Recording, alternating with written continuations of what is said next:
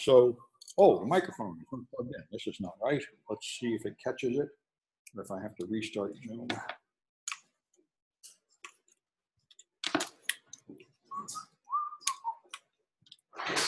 That goes here.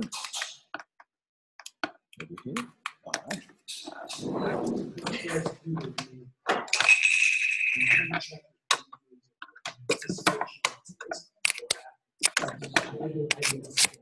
Okay.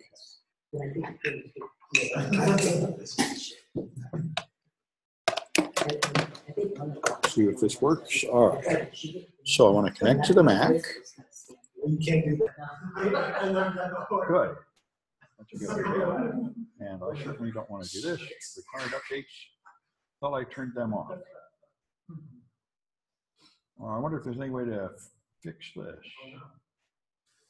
Stinking Microsoft. Well, I'm not going to need it for a while. I guess I can put on stinking updates, but I sure don't want to. I know, and there's probably a way to defeat it. Aha. And I can do that. Wonder if I can do. Yeah, that's a good idea. Yep, that's a good idea. How about Task Manager? Exactly. But now it won't let me add it because it's in this stupid secure screen. Now there's ways to get past this with like Metasploit and stuff, but I think I'll just restart it. I thought I've already set this thing. Is it to never to update? Yes, update manually. It was in, it's S-config or something. And let's see. Okay. I see a chat message coming in. Hey there, feeling under the weather. Okay, fine, sure, everyone's welcome. Can you hear me? Hopefully the microphone is working. Anyway, there it's, okay, good, thank you. Yeah, supposedly, I've turned off the updates, and this is the,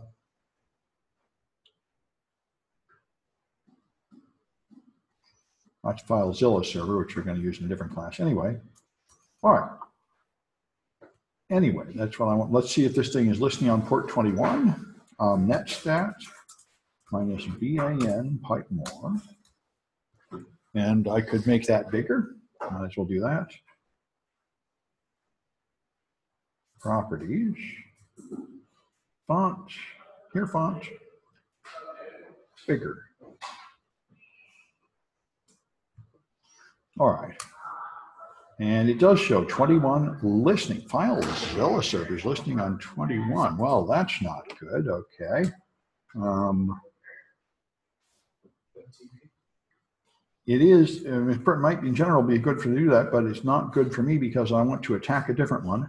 I'm hoping to demonstrate this project today. So let's get rid of FileZilla server.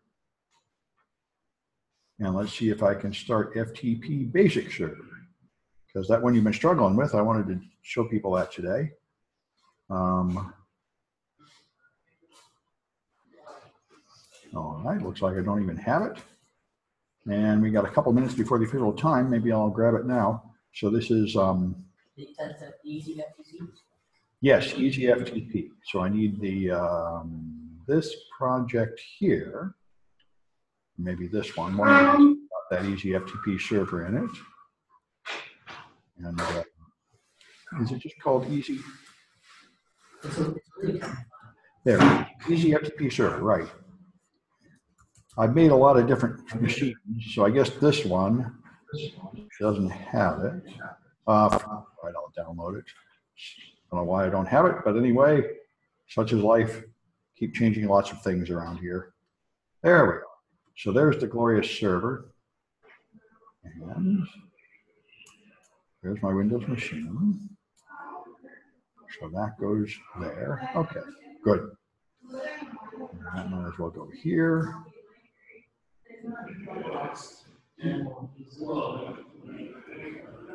All right. And now I think I just, do I just run the server? No, I think you hit the console. Got to run the console, right? Yeah, good. Well, now what's this doing? It'll do that. Internet connection is unstable. Well, sorry about that. So I wonder if it's wrong. Let's see. Just can't change the name. They'll tell me. They won't let me use up arrow. Fine.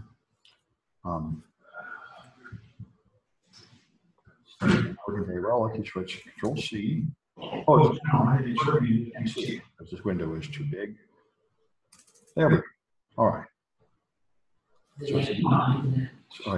So it is. What's going on here? Control C. What is going on with this thing? Somehow it is not letting me see what I need to see. Control C, enter, there, finally. Okay, so. All right, good. So it is not working. And go to the console, yeah. And then I think now it's running, right? So let's see what happens. Yeah, now it's listening on 21. Good. All right. I see another chat message. What is the name of the quiz app that's used before the break? It's called Canvas. Oh, Cahoots. Okay, good. He's talking about something else. All right. Anyway, good. So other people are answering each other's questions. All right. So I think we're set to go here. And all right. So let's just start with the chapter, and then I'll talk about. Let me move this out of here. I'm trying to get it to dock. I think it will eventually dock. All right. Let me see. There we go. All right. So we'll talk about network attacks, and then I'll demonstrate the third project and talk about cloud computing, because I'm nearly done putting the first three projects in the cloud, which is the way it should be. A lot of students are having miserable trouble with VMware this semester because Microsoft has updated their hardware to ridiculously high resolution, so no machine seem to be able to run in VMware anymore on machines like that. And the answer is to just move to the cloud. Anyway, so we'll talk about types of malware here and types of attacks, and then a bit about physical security. So what the media calls viruses is more correctly called malware, which is a somewhat vague term, unfortunately, but it means something on your computer that does bad things and you don't like it. And the problem is there's no clear definition, and this is really bad for the law. This is why I mentioned before, all security research is essentially illegal, because it is very hard to explain why a virus is different than, say, Windows Update, which puts software on there without asking you and breaks your machine. So what makes it different than a virus exactly? And what about a Chrome extension? What about a Chrome extension that is a server and it also steals your passwords? It's very hard to define exactly what makes the evil software so different from what we call the good software. So anyway, let me see if the chat message is anything I should address. Can everyone, no, he wants to mute people. Oh, thank you. There are some ways for me to mute people. And I always forget to do it. Okay, let's see if I can find it. Audio options? No, manage people or something like that. Somebody remember where it is? I can never find it. Yeah, manage participants. But oh, up here. Okay, good. Manage participants. Mute all. Yeah, thank you. I always need to do that all the time. There's even a setting to globally mute everyone, which I'm pretty sure I've turned on, but it doesn't work. Anyway, it's also possible and I'm not operating it correctly. Anyway, so all right. So anyway, viruses are the original threat that came with floppy disks. These were executable files that would modify other executables and spread every time you run them, and primarily spread when you move floppy from one machine to another. Almost nothing we deal with now is actually a virus, but that's the term that caught on in popular literature because a normal person can understand it.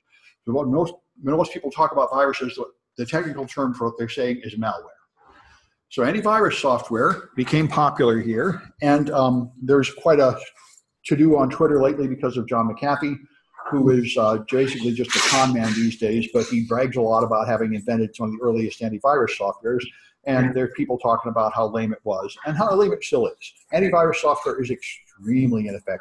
Its success rate is about 3% at stopping modern attacks. It can't really detect any attack except an attack that is so stupid as to send many copies of exactly the same file to many people. And a lot of people still use that kind of attack.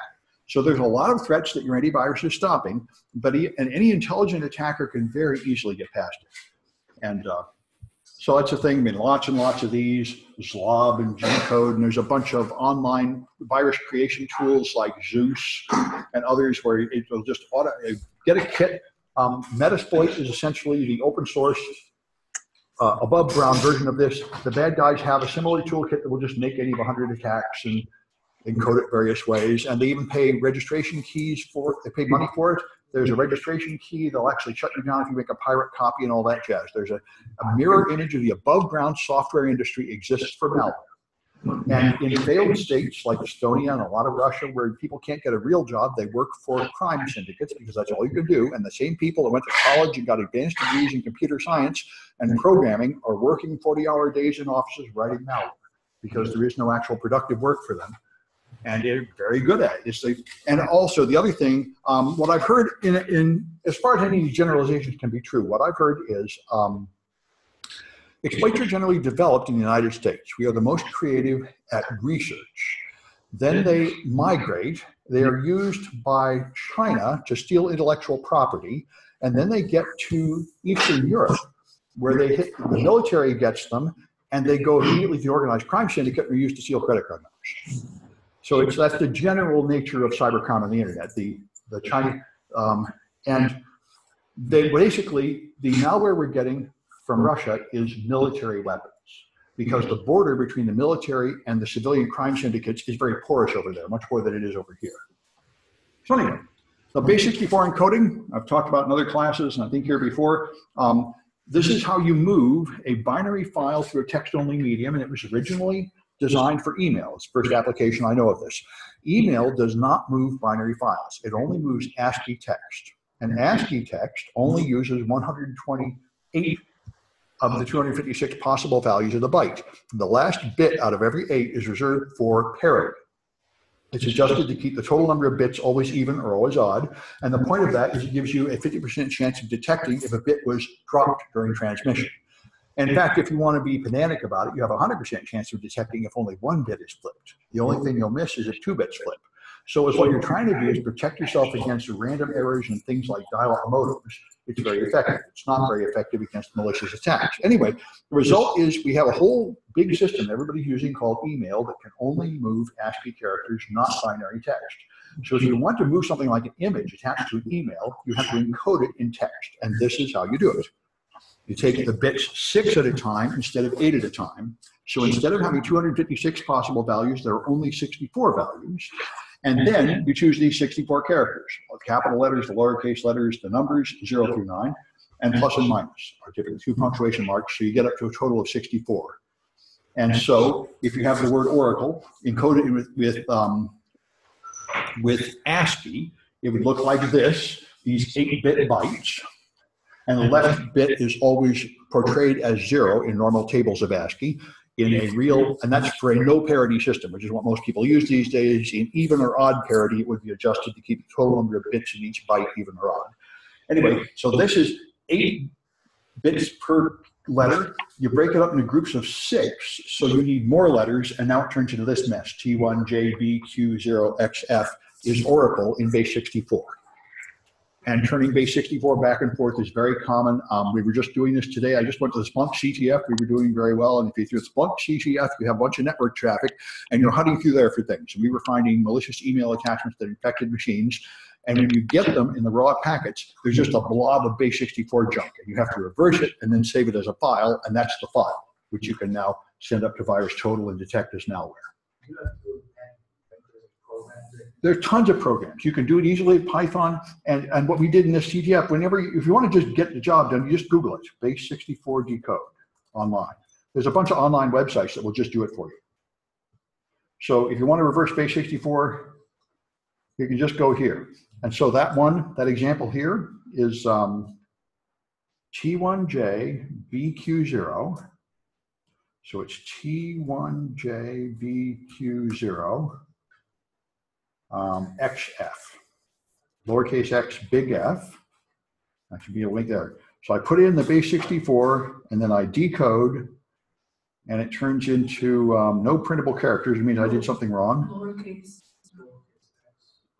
T1, yeah, well, I got that. T1J BQ0X. Oh, the X is uppercase. I thought I made it lowercase. That should, the rest of it should, it's my caps lock or something. Okay, T1. Let's see what that does. Yep, that turns into Oracle. So you can do it online if you want. It's very easy to do in Python, and you can do it yourself in binary too. Right. But that's the joy of base64. And you do need to get used to it because you can put it on the web. There's a exploit challenge I was doing just a couple days ago where you have a local file inclusion vulnerability. And we're going to come across these a lot more later. Local file inclusion is a very common defect on the web, and it goes like this. Most websites look like this, the name of the thing.org. Some of them look like this. You then have a folder name or something. But if you write a PHP website, it typically looks like this. It will be like load.php question mark file name equals image2.ping or something. This is why you usually use PHP. You have a program which takes a parameter and uses the parameter to get the file. And the most common vulnerability caused by this is local file inclusion, which means you can modify this to be .. / etc password or some other file. And because the web developer did not understand the file system and adjust permissions on the file system correctly, they're able to browse to a file that you're not supposed to be able to see and see it. That's called local file inclusion. And there was a CTF I was doing where they had this vulnerability, but they tried to filter out dangerous characters. So the answer was to base64 encode that. And that's a commonly trick. You can base64 encode something and pass it through. Many web systems will then decode it and use it. And then when it passes through a filter that's looking for forbidden characters, it won't find them. This is why this is the most common security procedure. You'll see it recommended, and we'll talk about it a lot. The simplest security fix in the web is very much like antivirus. So I have a vulnerable machine. What do? I put on another application, antivirus, that tries to stop the bad things coming in. This is like, you've got a room full of little children that are helpless, so you put a guard out there to protect them. Now, it makes sense because you can't patch the kids, but they do remain vulnerable. And the problem here is when you try to filter out evil things, that's just a challenge to the attacker to find a more clever way to sneak the evil things past the guard. If you could actually fix the vulnerability, that would be much better. But this is where we're all at in this age of Spectre and Meltdown. All of our processors are very vulnerable. All of the security features can just be blown right past by a long chain of Spectre and Meltdown attacks. It's a hardware flaw that we cannot fix. So we have these patches out there in the operating system trying to catch the attackers before they get close enough to exploit our vulnerable hardware. This is an unfortunate situation, but this is the way every company has always really been. The security experts have whined and complained about it, but the companies have always said, look, our programmers spent a whole bunch of money developing this software. It's worked. We can't have time to rewrite it all and train our developers. Just put something in front of it that makes it safer. And people say that's not really the best answer. And they say that is the best answer because the other one costs too much money. This makes us safe enough. And it can be hardware too. You have a printer that has to run on like Windows 95 and it's an expensive printer and I really can't buy the next one. So I'm going to keep using some really old vulnerable system that can't be patched. And you have to put a defense outside it. This is very common. And we all have to get used to it. This is where security is not perfect. Beginning security people always whine about, your company is doing something awful. You have to stop and use the best practice right away. And they all say, no, we can't be bothered. And partly it's that they don't understand it, but partly it's that they do understand real business. In real business, you have to take risks. You just say, well, how big is the risk? How many dollars am I losing from this problem? If I'm not losing money from it today, I probably don't really care. Just do whatever's cheapest and fastest and least disruptive to my business to make it a little bit better, and we'll call that good enough because there's a lot of other risks. Your product could become unfashionable. You could go broke. You could get bought out by someone else. A competitor could appear. There's a bunch of things that could happen that are not the computer security, but could still destroy the business. And your leader is correct if they're balancing all these things and saying, your security flaw is probably not the risk that really matters right now. Of course, sometimes it is. And that's when people will actually fix them if they care, or they'll actually get a lot of business for getting hacked. But anyway, all right, so you have one common thing people are trying to sneak onto machines is malware in the form of a shell. It's a remote control client. It gives the ability to control it remotely. We'll be doing that later. One of the most popular kinds of these was a macro virus. Microsoft in Office around the year 2000 put programming inside Word documents and Excel spreadsheets. And they put a recorder in there. So all you had to do is click the recorder. It looked like a cassette tape record button. And then you could type and click on the menus and it would record everything you did and make a button so you could just click on that button and play it back later. I was in business programming at that time. I loved this thing. It was great. But it also meant that your Word document included programming in the document. And it turned out to be fantastically unsafe. Microsoft had it on by default. You could just put code inside documents, email them to people, they would open it and it would run the code. This led to a whole series of disasters from Melissa and the Loveworm and many others that wiped out large amounts of machines.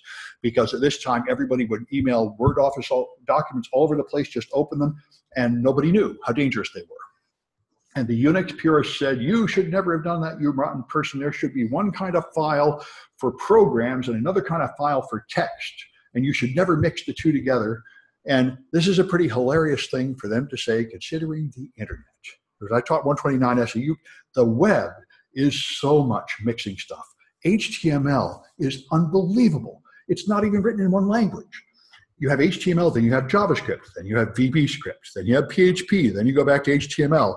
It's just 5 different, the same parser goes through the file like 5 times, trying to find whatever it can understand and ignoring whatever it can't understand. It's fantastically unsafe and leads to an endless generation of attacks. And we got a whole class in that, and it's good to know.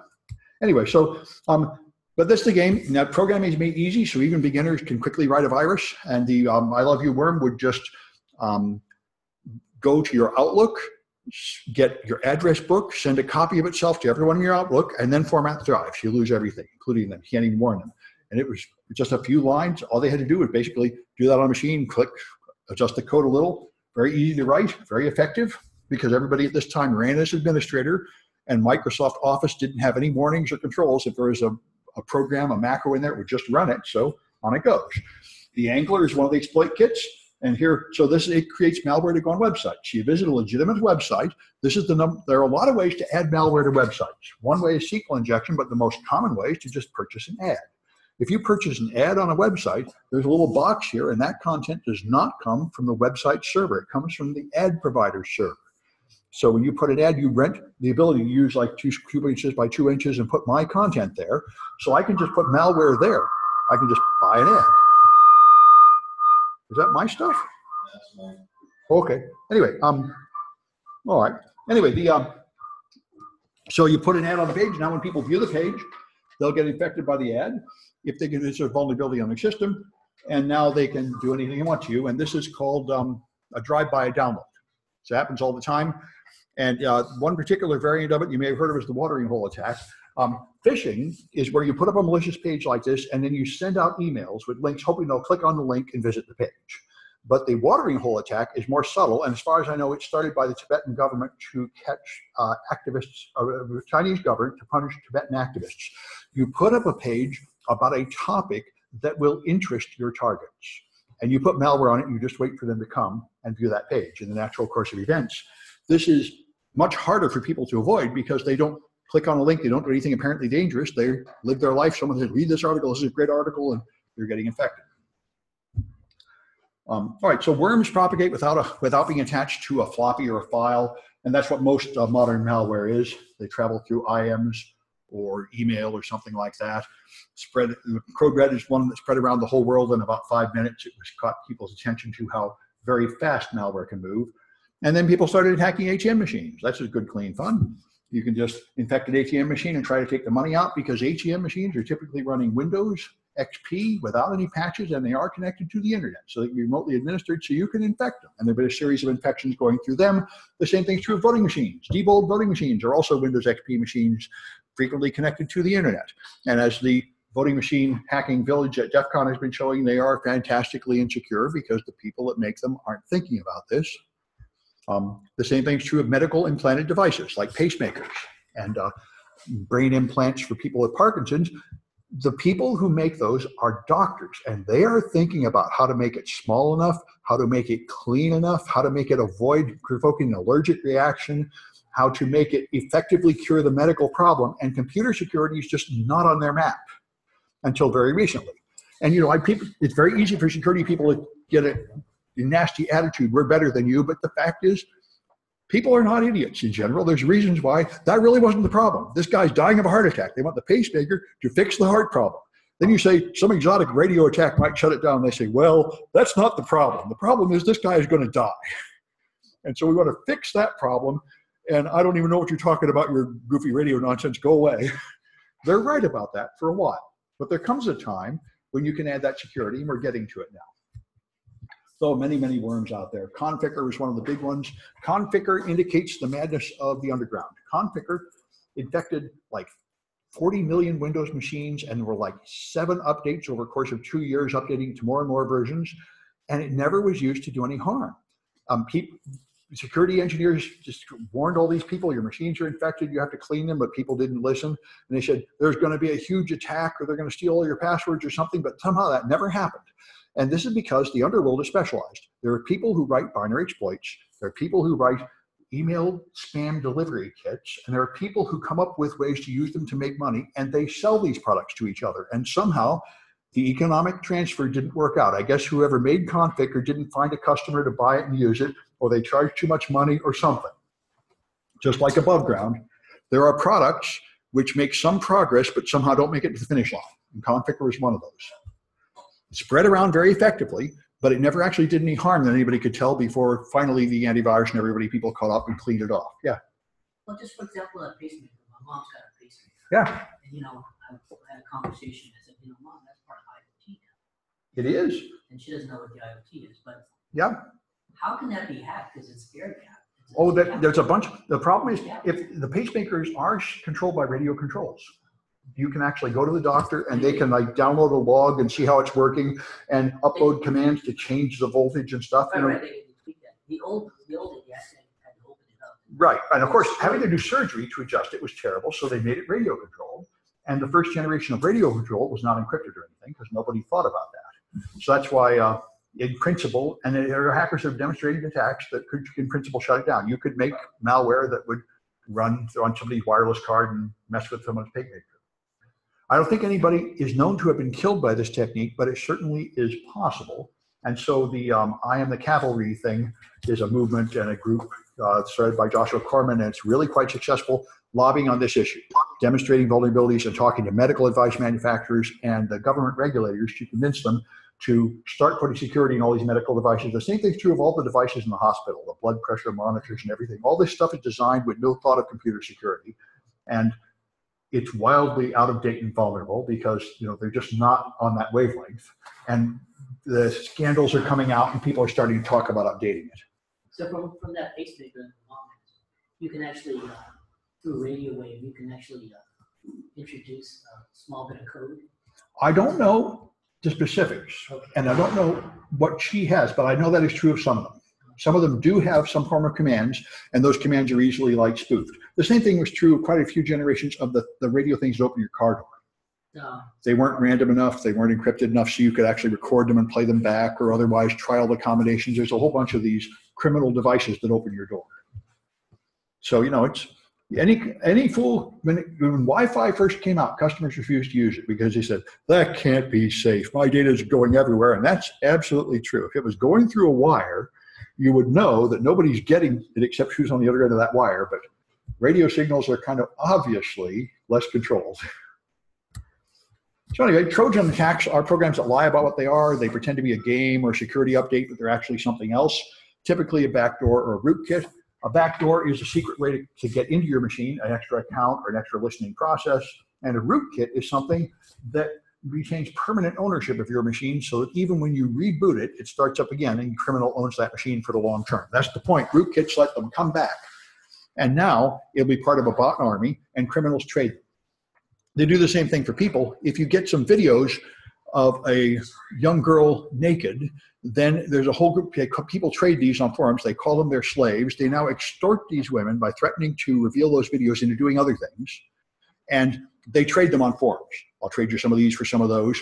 The punishment for this is extreme. It's like for kidnapping, like 15 years in prison. But the same thing's true of infected machines. And you can go on crime forums and you can buy controlled machines in corporations and governments and everything. They advertise them, they sell them. They'll even give you like a free trial, 4 hours of this machine inside HP or something. I think that may be a little better now that we're actually having proper network security monitoring. There are ways to stop this, and smarter companies now know how to stop it. We're going to be doing it in the CCDC now. There's a way you stop this sort of thing at a company is there is no product that can clean all the malware off your machines. You have to just give up on that. You continue to clean it as much as you can, but you have to realize that you have not got it all, just like you haven't got every employee that's a crook, and you haven't prevented all chance that a building will be on fire or a door will be forgotten and unlocked. You just accept that some of that will happen, and you have another layer of defense to protect it. And network monitoring and filtering is a good layer of defense to improve this. Yeah? I can wait. He has a question. Okay, what's up? So if you're like reformatting the hard disk and reinstalling the OS, how much of that takes care of this? Or is like a rootkit so deeply embedded that even with that, it finds its way to reinstall itself? That's a very good question, and I just repeat it for all these remote listeners. It says, if you reformat the hard disk and reinstall, does that get rid of rootkits? And it does get rid of most of them. There are different kinds of rootkits. Most rootkits are just installed like other software on the hard disk, and that will get rid of them. There are some that can survive it. You can hide a rootkit in the firmware of the network card or on the BIOS. However, those rootkits are rare because they're hardware dependent. So they wouldn't infect a lot of machines. So they're typically used by APT actors for targeted attacks, not to attack large quantities of people. So for most home users and small business, I would say reformatting the hard drive is good enough. For the military and stuff, maybe not. Yeah. Let's say, like you said, it could be embedded in, let's say my laptop is a wire, the LAN is Intel and the wireless adapter is Intel. Yep. Even those can get infected too, right? Yes, there are demonstration exploits. Johanna Rutzkowska is one of the world's expert in making rootkits, and she can put them in the NIC and almost anywhere. It is possible to put it in the NIC. It is just not common. Because you'd have to somehow trick you into running something, updated firmware in the NIC, and it would only affect you with that brand of NIC. So it really would be for a targeted attack against one person, not for infecting a million people. Yeah. And my second question is like the government system or a big enterprise like Cisco, yeah, Red Hat system, or Google, whatever these big tech companies. Yes. Let's say, like you said, Mr. Sam, let's say they clean out everything, take it offline. Yeah. Does that, let's say they scrap the data that they need for most of it. Is there still traces in that data they took off that they needed from that hard drive, or is it cleaned off? Oh, well, there's another issue. You say cleaning off a hard drive because you're done using it. As far as known techniques are today, if you go over the drive and write zeros on every cluster, all that data is gone and can never be recovered. However, there are some gotchas, and the main gotcha is that modern hard drives have extra clusters in there which they silently replace for the clusters you're using. So when you try to write to every cluster, you don't really get them all. There are some you can't get to. So in reality, for at least the last 10 years, everybody who cares, like the cops who sees evidence, they never give you the hard drive. If they donate a computer, the hard drive is removed, they store it in a safe for evidence, and when they're done, they physically grind it up. This is the best procedure for everyone. There's two reasons for it. The first thing is you never really know all that data is cleaned off. And the second thing is hard drive prices fall so fast anyway, how much really value is a 5-year-old hard drive anyway. So it's almost everybody figures out it's more effective to just physically destroy stuff than to donate it. Donating is pretty much for amateur shops. Because there's no known way to really be sure it's all clean with modern drives, although not everyone knows that.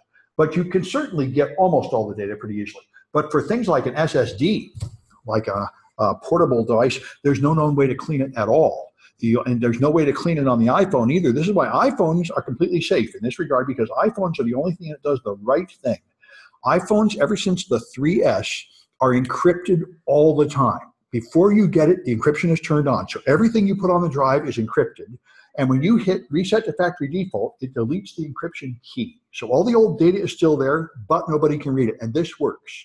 A forensic company tried this. They bought 100 used iPhones, and they tried to recover data from them, and they couldn't get any data off any of them. Because they use this, they do not attempt to erase the drive. They just encrypt it from the beginning, and then erase the key. That is a very good procedure.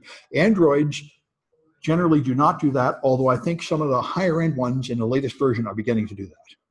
But it's, and PCs typically don't. And if you've been using it for a while and then you turn on encryption, that's not good enough, because now there is some unencrypted data on there and it's not necessarily all getting encrypted. So there are ways to prevent, but this is a huge problem with data remnants, and it affects everything. It also affected copy machines. A few years ago, they found out that copy machines now have hard drives, and they have information about the old copies on them, and people were renting them. And when you rent them, they're all full of the last guy's data, and when the next person rents them, they go. And so who knows where your data is going and how many copies of it are. And most of them do not even have any command to erase it because the manufacturers didn't think of this. So, there's a lot of this going on. And there's a much simpler one. About 5 years ago, there was a survey that said that the average executive owns 20 USB sticks and has lost 15 of them. They're everywhere. I'm the same. I lost a whole bag of them. They're all over the place. People drop them. They're on the ground. They're in the hotel. And they find them all the time. And you can encrypt them, and you're supposed to, but nobody much does. Yeah. I have a story. Yeah. This guy, it was here downtown, Canyon area. Yeah. The person that was staying in one of the Nico Hotel. Yeah. And somebody took his bag and brought it in front of like Jones and McAllister, or Jones and Market, or the buses. Yeah. Zigzag right there. That somebody found it, but he didn't care about the bag. All he cared about was the laptop and the SD card. Of course, yes. The SD card, he got shocked that, thank God, the SD card didn't get lost. Well, I know. It's a story about a guy that had his bag stolen with his computer in it, and then when he found it later, he felt like recovering the SD card meant it hadn't been stolen. And this is highly debatable. Your Andros Kauser right this follows. He calls this the evil maid attack. If someone has access to your machine for just 5 minutes, they can put malware on it or steal the data, and you don't think they did. That's why it's a problem. That's why I think Google is really on the right track. Google made everybody carry a USB identification token, and every time they use the machine, they have to put in a password and the stick. That, they say, makes it much safer. Now, if someone steals it, you really don't have the stick too. That's two-factor authentication is probably the real way to improve this. You had a question back there? Yeah, I was just wondering if there are any public references of rootkits on cloud providers, AWS or Azure. Yeah, rootkits on cloud providers. There have been a few of them. I mentioned the data remnants problem that the Amazon cloud had in its early version. There have been, VMware used to have a public forum where you could upload machines that people could download and use, until people started putting up ones with known vulnerabilities and malware on them, and people would download them and use them because who knows where it came from. And Ubuntu had a program, because Ubuntu is sort of a club and they don't make much money, so they had a program where you could start an Ubuntu user group in your community and you could help deliver the Ubuntu updates. And they were at that time delivered over unencrypted FTP, so some club put it up and got infected, and there were now poison updates coming from them. So as you can imagine, anything that can happen does happen. And the Spectre and Meltdown meant that cloud machines could attack the other cloud machines right on the server. And that's why all the server providers rushed and patched their stuff right away, even though it slowed down their machines greatly. All the major server providers did patch Spectre and Meltdown quickly, although their patches are probably not very perfect. None of the patches really stop all attacks. They just stop the currently known attacks. So it's a big issue. Yeah. I was under the impression that once your PC or your device gets hit by a rootkit, that you basically kind of screwed. You got to start all over completely. Well, it depends, I guess, if you hit the kernel. Well, section now, you can actually reverse something. Well, see, it depends on your threat model. The question is, how do you clean off a rootkit, and can you ever? And the answer is, of course, for amateur home users, they often do run some kind of cleaner and continue to use the machine, hoping it's clean enough. And that might be okay for a home user without anything too important on there. At companies, this is for the birds. If anything fouls up about a machine, you just re-image it. You have a deployment server, you have a backup image. Even if people just foul up the machine, like they had installed some game from home and it wrecked it, you don't even bother to fix any, diagnose anything. You just wipe it clean, put on a clean image, and then you're ready to go. That's, if you're not, if you're any kind of professional, that's the best answer. But in incident response, you often do just clean off malware and keep going because you think you understand it. You have to make a reasonable judgment of, can we really re-image all this stuff, or is it okay, or would we rather just clean off some of the malware? Because, we've given up, we now have the zero trust model. 11% of corporate machines do have malware on them, and you'll never get that down to zero. So maybe you don't want to freak out about all of it. You have to figure out what to do. That's why we used to believe that we were totally clean, and now I think we no longer have that innocence. Your people are bringing in laptops from home, and those are infected. So, your stuff is not being done on 100% clean infrastructure, and you should not assume that. You should assume that some of it is infected and have other layers of defenses to cope with the consequences. That's the only practical way to be now. Just like you have employees, and some of them are crooks, and some of them are incompetent, and some of them are drunk and sick, and you cope with that because you just try to hold it down to a tolerable level and have some degree of redundancy and controls to detect when bad things are happening and cope with it. So firewalls were the thing that blocks certain kinds of traffic. This is where we get the madness of security. So you work hard to make a network work. It's not easy. You got to make the cables and make the wireless cards and what are the protocols and retransmission and all this jazz. And then when you get it working, you add extra software to break it again, driving everyone nuts. So now you have soft programs just to remove the network traffic, and now you try to identify the bad traffic and block it and let the good traffic through. And this is where we're at. So in the old days, Trojans actually ran on crazy ports like 1337 and stuff. So if you just blocked traffic to unexpected ports, that would stop them. And that will stop a certain type of malware, but most modern malware goes out on port 80 or 53 or 443, which you have to leave open for normal traffic. So simply blocking it by the port number is not good enough to do you much good these days. It's like blocking spam email by looking for Viagra, and all they have to do is misspell Viagra and they get through. So you have to do something more intelligent than that. Yeah. Is there any kind of like artificial intelligence or neural networks or something that just sits there kind of sniffing that traffic and says, you know, this doesn't look like an HTML, it doesn't look like something normal, and at least put up an alarm or something? I mean, there is, the answer is yes, there's something like AI. What's happening is currently there's a generation of more and more complex rules being used. Firewalls now look at layer 7, they look at the entire packet. So if you run BitTorrent and you have a Palo Alto firewall, it doesn't pay attention to the port number at all. It looks at the structure of the packet and says, that's a BitTorrent packet, I'm not letting it through. And they're talking about AI. They've all been promising AI firewalls are coming. And AI IDSs. AI has really made big leaps. So I don't think there's anything for sale right now that you could afford. But I do know if you get IBM's QRadar, which has a free version and a pay version, but it only seems to be worth using if you get the full version and put it on $1 million server. But I've seen it in those cases. And what it actually does is monitor your network, and it sends that data to Watson, the same thing that won Jeopardy, in the cloud, and it uses AI to spot the malware, and it really works. I saw it at CPTC, and it's bloody awesome. This attack went here, this attack went here, here's the name of the attack. It totally understands what's happening. So it can be done, but right now it's millions of dollars. Pretty soon there'll be a home version, but not yet. Yeah. Oh, yes, I'm glad you brought that up. Yes, of course, now the hackers will start writing AI. And so will legitimate software. This will just be the modern world, just like science fiction. Instead of just doing something, we will have robots doing it. We'll be in charge of the robots. And they already have increasing amounts of AI in the sense that when you write software, your software development environment fills in the missing brackets and warns you about things and suggests better ways to do it. Just like Clippy used to say, you should spell that sentence differently and stuff. You know, it's coming in. More and more AI assistants will be helping us do stuff. Still have to try to keep ahead. Of course. Well, you know, this is where we approach the singularity, which is what they said. There comes a time when the AIs are smarter than we are, and then we will see what happens. It might be a Terminator nightmare future, and it might be this beautiful future where the robots do all the work and we just sit around being happy. We will see what happens.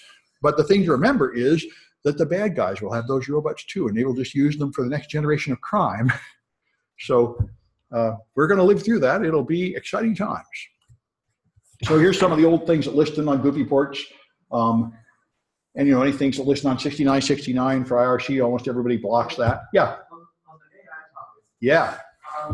So, you know, trying to find security players and things, I go to a lot of security conferences. Yeah. And I've seen a lot of presentations by companies that have protection suites and hardware talking about what their AI does. Yeah. And is it relatively simple, like how many ways there are, like basic logic and functionality of having a signature of something known, and knowing the functions of what stuff does, and matching those? No, this is a very good question. I'm glad you brought it up. You say if they have a list of signatures and some kind of program to compare it to the signatures, that is not AI. That is an algorithm written by a human to do it. The point of AI is you don't know how it works. You present it with the problem and you rate it on success, and it practices and works out its own way of doing it, which you do not understand. That's what makes it AI. It has to learn and write its own code. And that's all coming and being used. So so you give it, what you do is you run some kind of simulation and you make it try 1,000,000 times and you know whether it worked or not.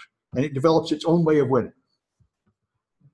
And there's different forms. I mean, there's neural networks, yeah, expert learning. I mean, there's not just one type of, I mean, that's like all the academics, that's what they're working on. But that's why people are afraid of it, because you really don't know what it's doing. And there's something happened about 6 months ago on the internet.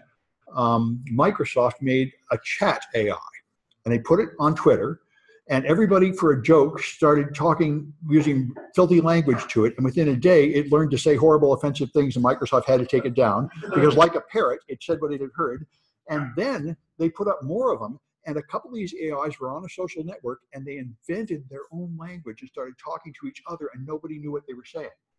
And they turned them off and said, we're worried about this, but this is just what all the science fiction movies say. You're not in control. You made an intelligent device. You don't know what it's doing. And then pretty soon you want to give it a gun, which, by the way, has already been tried several times. There have been 3 attempts by the military to have armed robot soldiers, because you might say they're crazy, but they are not crazy, because right now they are sending living humans out there to die. So if you have some kind of robot soldier, even when it's very defective, they say, yes, I would much rather send that robot out there. But all 3 of the times they've tried it so far, it's gone crazy and shot the wrong people. Because they're not, the vision isn't good enough, the AI isn't really good enough, but there's huge interest in robot soldiers to go out and fight the wars for us. They're definitely coming.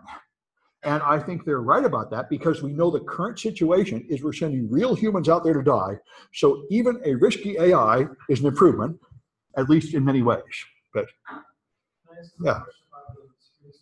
Yeah. So there's all this talk about network monitoring. Yeah. Well, to truly do that, how fast do they have to take snapshots of the state of the network and forensically image the RAM? I mean, how many times does that happen a minute? That's a very good point. Okay. Yeah, this is a very good point. When you cannot image, yes, the question is, how fast can you get data from a network to do network forensics? And the answer is you cannot image the hard drive at all. You cannot image the RAM at all to be fast enough. What you do in reality is you have an intrusion detection system that blocks known attacks on the wire fast, and it must do only a very cursory examination of them, because you're not willing to have it delay the traffic by any length of time. Then you have other layers of defenses like FireEye and LastLine will detect the email attachments, and they will send them back to their server and run them on a cloud server, and then tell you later, that one's a virus, take it out of the inbox before somebody opens it. And you have Splunk, like intrusion detection systems, and what Splunk does is it helps your threat finders hunt through the network data later to figure out what happened. But yeah, well, it's not, as you correctly point out, the only thing that can happen immediately has to be really fast. It's not acceptable to delay the packets by even a whole second.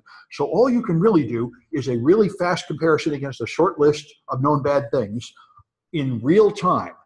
But the response later, you have more time, and there are several layers of later right now. And that's where we're at. It's the same thing with personnel, right? You hire people, so first you look at the resume, and if they don't even claim to have the right skills, you bounce them. Then maybe you have someone that actually calls some of the references and sees if they really have that degree or something. But mostly you let them work, and then you find out later they're stealing from the till, and then you try to fire them. You know, it's quite like just like that. They're very good points. Yeah, well, that's what I'm thinking. But I mean, that's the point. Your computers are just working for you like employees, and they have all the problems of employees. Especially when they're AIs, they're going to have all that. They're going to be disloyal and bragged by the other side and everything else. So Windows has a lot of vulnerabilities, and the one we exploit mostly is Dell hijacking. That's what you're going to do in Project 3, and we're going to be doing it in the exploit development class.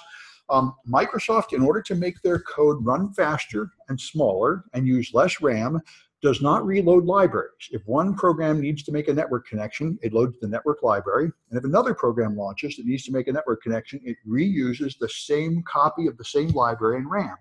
So you have dynamic link, dynamic link libraries, these DIL files, and your program, all the code that your program needs is not written by that program's developer. All they did was call libraries, and the libraries are loaded from other files out of their control. And this is how we trashed the nuclear isotope separators in Iran. We attacked across an air gap and destroyed the physical hardware with DIL files. There's a USB attack that would infect a stick, and what would happen is when you plugged in the stick and you opened the window to see what was on it, the machine that the software process that drew that graphical picture of the files was hijacked, and the thing that drew the little icon used a DIL from that stick instead of the real system DIL, and that would now infect your machine and continue to infect every USB stick plugged in, and it would then scan your network, and if there was a specific model of a Siemens, I think, PL controller to control isotope separators on the network, it would then alter the firmware. And if not, it would do nothing. So it would spread through the world from machine to machine, doing no apparent harm without getting caught. And it destroyed the uranium isotope separators in Iran to stop them from developing a nuclear weapon and to prevent a war. Yeah. There's a great movie on that. It's on Netflix. It's 0 Day. Yeah, 0 Day, yeah. Yeah, that's Stuxnet. And a lot of people got very excited, but this is the modern age of warfare. When I was a kid, there was a show called Star Trek, and the two guys are going to have a war, and they come across this master race, and they come down and say, "What are you doing?" Shooting a bomb, killing you. This is horrible. They wave a magic wand. There, I turned off all your weapons. Now knock it off. And we did that to Iran. They're building nuclear weapons. We came in with an advanced attack, and poof, nuked their ability. They could not understand what happened. But in the point of the movie was that they developed this, the Israelis and the Americans developed this, and they kept it super secret for a long time, and it was basically to attack Iranians. Yeah. Well, the Israelis have an idea of using it themselves, and they actually released that. Oh. Well, that's interesting. There was a big argument about how secret it was and how it leaked out. They had released it, and then the Americans really pissed off. Yeah, well, that's one theory. Another theory that I came around, which is the one I believed at the time, is that Obama deliberately leaked it in order to win re-election. So it was seen that he was a military tough candidate. But you never will know, because everybody lies. Anyway, we've got a few Cahoots, and then we'll take a break. Looks like we're right on time here. That's good. So here's the Cahoots. Chapter 3A is here. And there we are. Let me make this bigger. All right.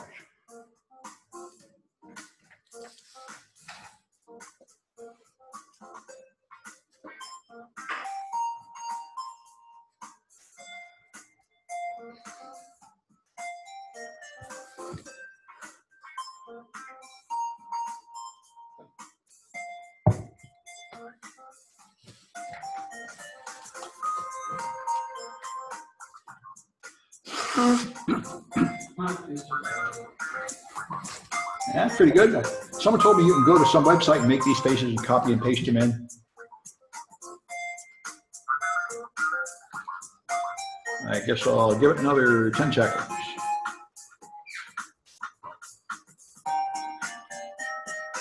Seven, 8, 9, 10. Okay.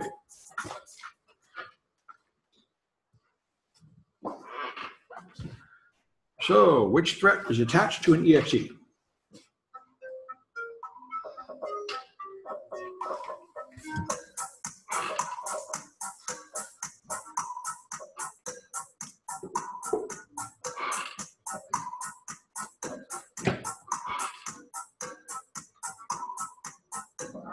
Okay, those are the original viruses. Not really that common anymore. All right, what defense blocks known malware?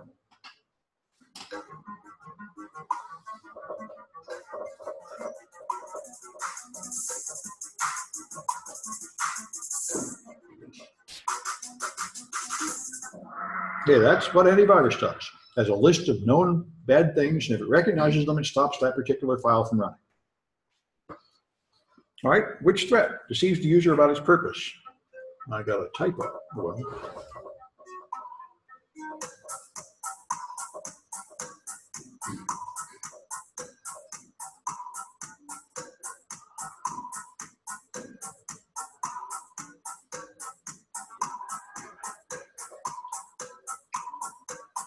Okay, Trojans, like the Trojan horse, they pretend to be one thing, but they're really something else. So what defense stops traffic on unusual TCP ports?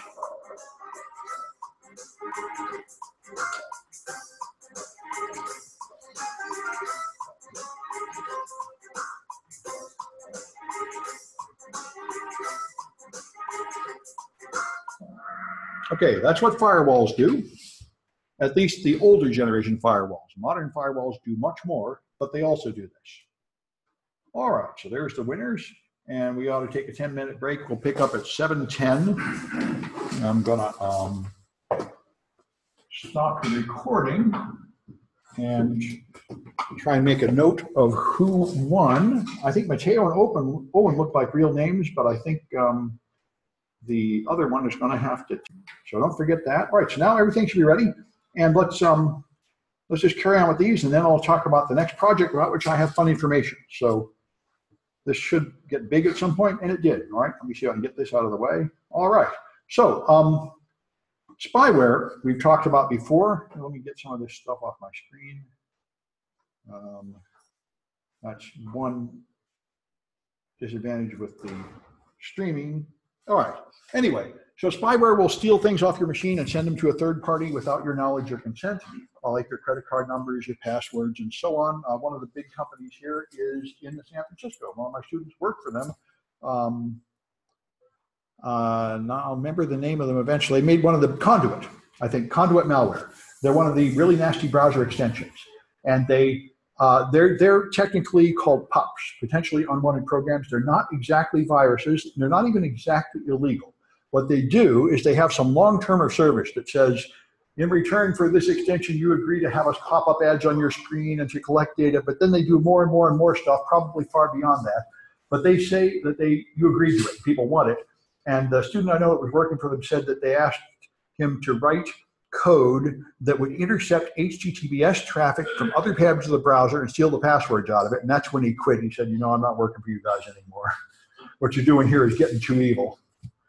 And there was a thing that came out today on Twitter that was very interesting. There was a extension. You know, if you get a browser like Chrome or Firefox, that comes from a company that's more or less legitimate. But if you put an extension on, that's just written by some random guy or gal and maintained by them. And what happens is this guy said, if you make an extension, by the time you get up to about 50,000 people using your extension, criminals will contact you and offer you money to add malware to the extension. And big extension was recently found to have malware in it. And they said, you know, how many people will resist that? Because people write this stuff, they think they're going to get rich, and they find out, of course, that you have to give away for free, nobody cares. And at some point, you wish you could pay the bills, and the temptation to add malware to it is very high. And you can see that Adobe adds malware to almost everything they do, and so does Oracle. If you install Java, it will come with a copy of McAfee you don't want. I already said it's not exactly malware, it's unwanted code, but they add extra junk to it. And with the updates, which is extremely dangerous and unethical and prevents people from putting on the updates, and their products are so insecure that you really need the updates. But they're huge, rich companies, and even they can't resist the temptation of getting a little more money by poisoning the users. And Dell is ridiculous. I got a new Dell server to stick in my office. It wouldn't run at all. Because just like other Dell servers, Dell sells you machines that are so full of malware they won't even run. All you have to do is wipe them clean and reinstall Windows, and now they work. They fill it with like unwanted crap, Dell Backup Assistant, Dell Update Assistant, Dell Photo thing. It's all buggy crap and slows down your machine. Something too, right? What's that? Dell System Image Maker too. Oh, sure. All this junk that is so badly written, it slows down your machine to a crawl. And it's just amazing. And it's all in certain categories because of the Microsoft antitrust lawsuit. Microsoft was specifically forbidden from blocking certain categories of software on your machine, which is what all this stuff is. And that's why Microsoft was eventually persuaded to make their own hardware a few years ago, which they never wanted to do, because the third-party manufacturers were ruining the operating system and the hardware they gave people to where people thought Windows was terrible. And Microsoft finally got fed up with it. Now they'll sell you Microsoft hardware to go with your Microsoft Windows, and it runs a lot better, of course. Yeah. Is that service or? Yeah, these were the lower-end client machines. Like the machine had a quad-core processor, 8 gigs of RAM, a big hard drive, and you couldn't click on the browser opening and wait 45 seconds. It still doesn't open. The mouse doesn't move at all. And I read everybody screaming and yelling. So what they do is they tell you, oh, well, you have to pay for like 16 gigs of RAM. But if you just wipe out the OS and install it yourself, it's fine. Because it's not the hardware, it is the software, and it is their crapware they add. And this is why Dell also a few years ago actually started a service where you could pay them an extra $80 to not put the crapware on your machine. Yeah. But what's the difference between that and bloatware? Same thing. Crapware and bloatware, all the same. Extra junk you don't need. Although a lot of people accuse Windows of being bloated because it has a bunch of features that you don't need. And Microsoft really responded to that with Vista and Windows 7 and Windows 8. They tried harder to make it smaller and faster. But it's certainly true. Microsoft is the all-purpose operating system, so it has 1,000 features you don't need. But that's why it's the all-purpose. You don't need anything but Windows to do pretty much anything. Yeah. I see a lot of, I've gone to a lot of websites that say how to clean your operating system. Right. But I really am not finding like a really good explanation as to how to do that. Well, yeah, this is a big issue. These things like CCleaner and other operating system cleaners, it's a fraught area. There are a lot of people, there's a whole tradition for years of cleaning up your windows, removing all the stuff you don't need. And experts do it, and there's third-party products that do it. Of course, that means breaking things. Right. And it means more things breaking later when Microsoft puts on updates. So it's really not something the average user should do. The only thing the average user probably wants to do is clean off malware. And things like Revo Uninstaller and MBAM and CCleaner are good for that. But there's registry cleaners, and there's things to make your machine faster. And of course, the ones that really make your machine a lot faster do it by removing a lot of Microsoft things that you might want. So it's a huge issue. Yes. That's why most people are better off to just use a clean install of Windows the way it comes. But unfortunately, when you buy a machine, they add a bunch of junk you don't need that's hard to get off. Yeah. Can you get in trouble for removing these junk? I don't think it is. I don't think you have any legal obligation to run the OS you buy the machine with. You're totally allowed to wipe it off and put on another version. The only issue is if you didn't pay for a license key for the other version, there might be an issue. But you didn't sign a contract agreeing to run Dell Backup Assistant. They might try to make you do that, but that's a big issue. Anyway, so spyware snips on you. Another thing that happens a lot with malware is it pops up boxes, and the malware programmer says whether you click yes or no will infect your machine. The most scandalous example of this was Microsoft. When Microsoft brought out Windows 10, they made it a free upgrade to Windows 7 and Windows 8, and they were more and more insistent because internally they set a performance goal that they wanted to have like 1 million installs or 100 million installs of Windows 10 by a certain date. So towards the end, they pushed out boxes that would say, do you want Windows 10, yes or no? And when you click no, it would say yes and put on Windows 10. And Microsoft got a lot of pushback from that. You would like to think that the reputable companies don't do horrible things like that, but they do sometimes. However, unlike the crooks, they do get yelled at and have to back down now and then because they really have to have more customers next year, so they can't just treat everybody like dirt all the time. I remember that when that happened, they clicked no and the lot of people Of course, yeah. You don't expect that from Microsoft. You expect that from sleazy third-party places, but it's a shame when the big companies you trust treat you like that. Yeah. I think you can still upgrade to Windows 10 if you want to. But I think now technically you have to pay for it. I don't know.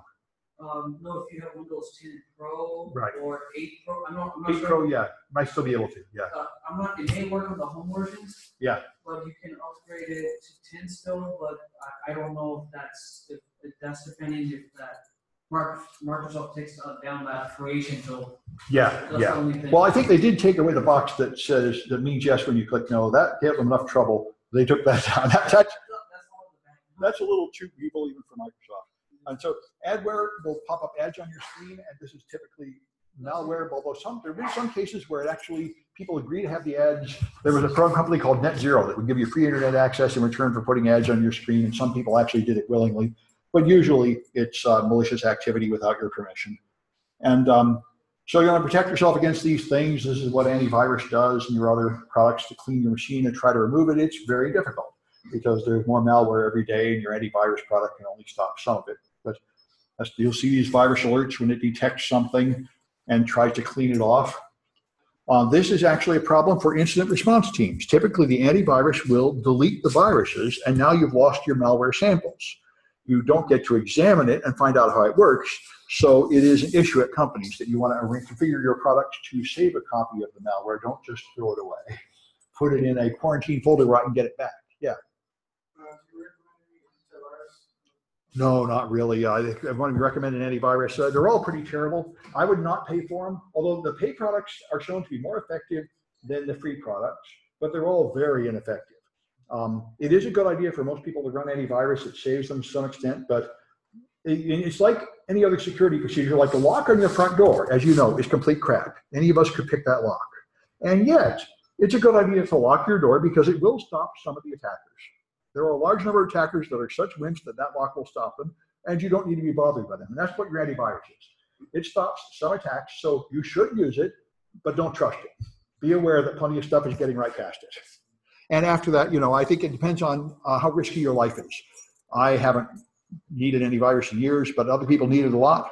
It depends on what you do. I think downloading stuff, illegal stuff on BitTorrent is quite risky. But the most, here's a good trivia question. What's the most dangerous thing you can do on your computer? There was a study came out about 3 years about this. What do you think the worst thing you can do to get your machine infected is? Porn is a real popular answer, and that is not true. What else? What? Social media is close, but not exactly right. Not shopping, what it is reading the news. If you read current news headlines and Google and find stories, you will hit more malware than anything else because the bad guys know you're doing that and they are poisoning those sites and putting up fake scraper sites. So at least as of a few years ago, that was considered the most dangerous activity, was reading today's hot news. Yeah. I remember last Thursday, there was a gentleman that said bbc.com. Yeah. That was not secure, but if you do bbc.com/news, that's an actual BBC website that has the certificate. Yeah. But then again, I could be wrong.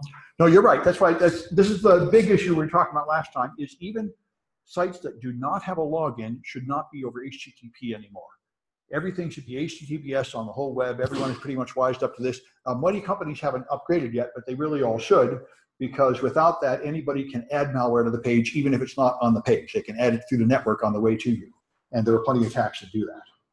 But if you use HTTPS, it is very difficult for anyone to alter the page because it's encrypted and digitally protected. It is still possible, and you'll do it here in some of the projects towards the end of the class, but it's really quite difficult to overcome HTTPS. That's the point of it.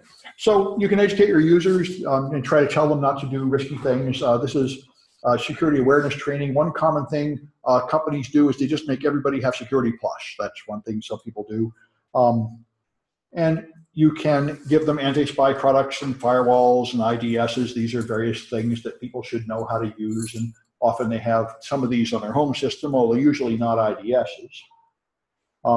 Another big issue in this field, I think it's probably better for us, but one thing to be aware of is a lot of people outside the security community are very, very, very afraid of this. I think the degree of fear and panic that people used to have towards witches, where they think they're casting magic spells on, they now have towards hackers. I get a lot of these people coming to me telling me hackers are following me everywhere and crashing every machine as soon as I walk in the room and ruining my life and making my wife divorce me and my whole life is ruined by the hackers. And these are the people that a generation ago would say, the demons have cast a spell on me and you have to save me with a magic spell. It's the same human psychological failing, but the fact is there is this thing going on that they don't understand, that some people have this power to manipulate, and I don't understand it, and they're scaring me. And so you really do have to deal with this. If you're a security professional, people don't misunderstand what you say and they get very upset. So one business model, which is very common and happened to our college, is you lie to people and make them really afraid of something and then charge them money for the supposed cure. So this happened to the college. We had a chief technology officer that created a fake virus outbreak, hired a fake security consultant to tell us we had the viruses and made us pay that guy a ton of money to supposedly get rid of them. All fake. It's the enterprise edition of the ransomware attack. And this happens a lot, and it's such a common practice in this field that you will lose your CISSP certification for it. It is specifically mentioned as one of the 4 things you must not do if your CISSP is fear, uncertainty, and doubt. scare your clients by lying to them, making them more afraid than they should be, just to sell them more stuff they don't need. It's an effective way to sell things in the short run, anyway. I know there was a fun show I saw about 8 years ago, a video where a British television program decided to test computer repair shops. So they took a new computer and they just unplugged the hard drive cable and then took it to shops. And they took it to like some little mom and pop shop, and the guy said, "Oh, I just gotta put that back." And he said, "What do I owe?" They said, "Nothing." And like 50% of the shops said, "Oh no, it's totally broken. You gotta buy a new hard drive or a whole new computer," and just told them all these lies to sell more stuff because they're trying to exploit the fact that people don't understand them. And the same thing, of course, is big in the security community. So yeah, this was it. This was the 2012 article that went around the world showing we had 10,000 infected machines on campus, and we'd left them that way for 10 years because nobody here has a clue. And that's the official story that our CTO gave the media in order to make himself appear to be a hero. It was completely fake. Whatever happened to him? He was pushed out. There was a big lynch mob. I was at the head of it. I was right in front of it. They spent a year pushing him out. He was eventually fired and removed from campus by the campus police in order never to come back. And then he sued the college and got a financial settlement for a threat of wrongful termination. And he's out there often talking about how mean I am for saying these rotten things about him. Well, I've said them at DEF CON and in print and everywhere. I'm going to continue to. Yeah. What's that? That is a very interesting question. Did he break the law? That is never so clear. I would say it is probably impossible to prosecute him because he was the chief technology officer and he said, "I found a problem on the network and these are the actions I took to deal with it." And he was authorized to take actions to deal with it. He was probably authorized to talk to the press. I think you'd have a hell of a time convicting him of crime. I mean, this is like if you're a military general and you tell your troops to go charge into those machine guns and they get shot, and then they say, "You should be punished." You say, "Why? It's my right to send them off to get shot. That's my position." You can, I doubt he broke the law. You would have a hard time convicting him.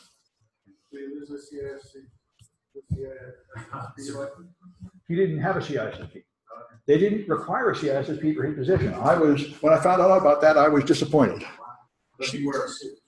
He had a suit, yes. I remember you telling us about the difference between guy who wears a suit and Steve will tell you too. That's what they said at DEF CON. They said the difference between a hacker and a hacker in a suit is $80,000 a year.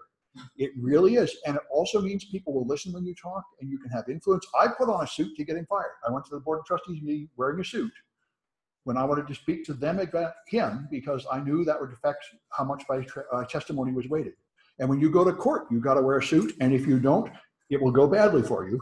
So these are the rules of our culture. It's been this way back in ancient China and everywhere else. There was a formal dress you had to wear for the formal occasion. If you didn't, that showed disrespect and you would be punished. Yeah. Yeah, it's, the people who wear the suits, it is a sign of respect and that you're going to play by a certain set of rules. Yeah. And you also show up in front of them with a suit. So if you're actually doing something that is even in the slightest bit adversarial, if you're the guy in the basement, or the person in the basement doing the penetration testing or something, they don't care what you do.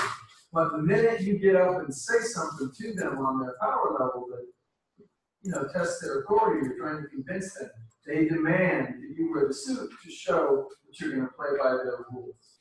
Yeah, and I think right. I mean, it's very about why people wear what they wear. It's pretty ridiculous. Well, it's also very it's the military wear uniforms and the cops wear uniforms and priests wear uniforms, and it really matters because it means people know what you are. They know that you're on duty. They know they can expect a certain kind of treatment out of you. And the hacker sloppy uniform is also a uniform. You join it to blend into a culture. The long hair is a sign of disrespect for authority. It has been since the 60s, and it is. And the hackers typically have it, and you have to have it to blend in their community. And those like MIT, they always look a certain way. It's just, everybody adapts to certain cultures. Your clothing sends a message. And hackers are often very much proud of not being the suits, and they really hate the guys in suits. I saw a guy give a talk at DEF CON, and he had a thermometer on every slide that went from 0 to 10, and everything above 5 was black. And he said, if you're wearing a suit and this thermometer goes over 5, close your eyes. Because he would have general management level facts, and then he'd have slides full of code and technical details, and Snow would be up and he'd say, close your eyes if you're wearing a suit. Because the hackers very much have this contempt for authority, which is largely justified, and this feeling that the suits don't even understand the details and they're just idiots like Gilbert's boss. And of course, often that is true. But increasingly, it's not true. More and more real technical hackers do in fact ascend to positions of power, and it is no longer the case, just like it's no longer the case that movies have ridiculous, stupid imitations of computing technology. They now hire real consultants to give them accurate hacking scenes in the movies and on TV. They didn't used to, but now their hackers are easy enough to find. You can hire them and they will have you really using Metasploit to hack into something instead of just having a tape deck and some tinfoil on a cardboard box to be the computer the way they used to, because they thought that nobody in the audience knew what a computer was either. Now they actually have to make it look good, and they're happy to hire a consultant for that topic like anything else. One of the things that Shoebox does, the lockpicking professional, he is a consultant for movies and TV shows to help them improve their scenes of lockpicking. They used to just have some guy, waiter, stick around and the door opens, and now he has them hold the thing right, using the right tools, doing it right, because it's, again, becoming relatively well known how lockpicking works, and you can't just have a ridiculously inaccurate portrayal of it or the audience will be offended. So, you know, things are coming up. So anyway, attacks are things that do something you don't want done to a computer, like steal the data. And security is just a balancing act like health. There's no such thing as perfect security and no such thing as perfect health. There's just a sufficient amount of security so you can actually get your business done without too much data being stolen, without too many bad things happening, so that you can get through the day. Just like there's a sufficient level of physical security that you can actually walk down the street and get in your car and go to a movie and not get shot. You know, it's not perfect. It's not like there's zero chance of a bad thing happening, but you get it down to where people can reasonably live, and you call that security. So denial of service attacks are ones that just make service unavailable for the authorized users without stealing data or getting control of it. They just freeze the network or flood the traffic with useless traffic. They are considered kind of lame and given a bad reputation in the security community because you usually don't need much skill to perform a DOS attack, although some of them are quite interesting. And for many years I did these and developed them, worked on them and analyzed them. Some students were disappointed when they took this class and the DOS attacks are gone, but the ones I had up there don't work anymore. They got patched. And anyway, DOS attacks is an issue. You don't want people doing that, but these days you typically block it on the network, and that's what Cloudflare does. Cloudflare will stop the DOS attacks on their servers so they never get to your servers, and they'll do it for free. So it is really very easily, most DOS attacks are easily handled by just outsourcing security to another company. Distributed denial of service attacks are where you take over many machines and they all attack at once, so the attack comes from all over the place. That's much more difficult to stop because that kind of attack looks like real customers coming in. Much harder to stop than an attack that would all come from one address, so all you have to do is block all the traffic from that one address. And so that's why I mentioned Cloudflare will do this for you. If you have a server and everybody's going straight to your server to load the web page, then a bad guy attacks it. But in Cloudflare, like what I'm using, nobody connects directly to your server ever. All they ever do is go to Cloudflare, and Cloudflare shows them a copy of your page.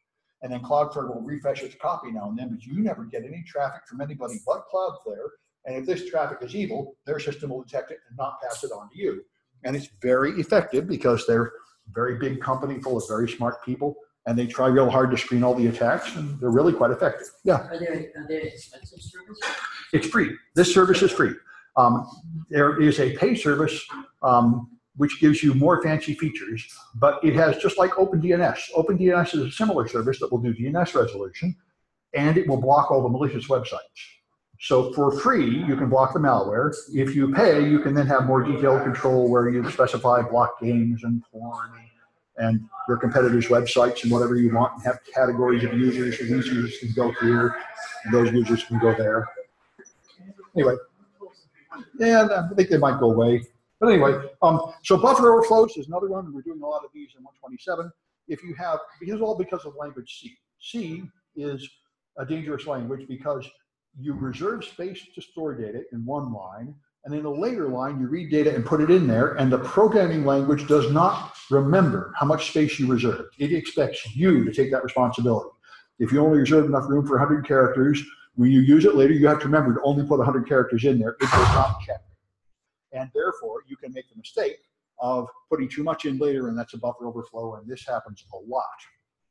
And then no end of buffer overflows in email services and Windows Messenger and Microsoft remote procedure calls. There are whole generations of attacks. This was the most common attack until about 2003 or 2005. Then they finally had some really strong defenses come out with Windows Vista, and that got it down to maybe only 5 or 10% of modern attacks. But this was the #1 king of how to take over machines for more than a decade, because it was so easy to make this mistake. People made it all the time. And the ping of death is one of the simple DOS attacks where you just send a very large ping to a server. It comes as a series of packets that have to be reassembled, and if it adds up to more than 65,000 total bytes, the server will crash if it's Windows 95. And they just didn't think of that. There were several variations, the Fraggle and the Smurf attack, Fraggle and the land attack would have packets that don't match. There's a gap or they overlap, and again, a buggy reassembly routine will crash when these packets get there. These things, by the way, never go away. I think I found my iPad, the iPad mini, #1 was vulnerable to the land attack. I programmed these things. You can write them. You'll do it in this project. Escapee. It's really easy to write a program to make these old attacks, and they never go away, because even when they patch the servers, people invent stuff like Internet of Things and cell phones. And the way they make a small, fast, power-efficient OS is they take a really old version of an OS and put it on there, so all the old problems come back. That's why there's another study that showed that old computer viruses never die. They're always going around. Your antivirus list has to grow and grow and grow and grow and never shrink, because there's a population of really old machines, especially in other countries. There's people still using DOS and Windows 98 and Windows 3.1. There's a lot of it out there, and those attacks are still floating around on the internet. Yeah. Sorry, I interrupted again. I know they use some of the medical places still use old technology. Oh yeah. Is there a reason why are they still? What's the real reason behind it? Not upgrading. Well, this is a very important issue. Like, why do people like medical companies, and for that matter, the TSA, use old stuff? The TSA metal detectors you run through at the airport are running on Windows 98 with unchangeable, hard-coded, well-known passwords. Dino Gizavi found that out about a year ago. And the answer is, the answer I think is very simple.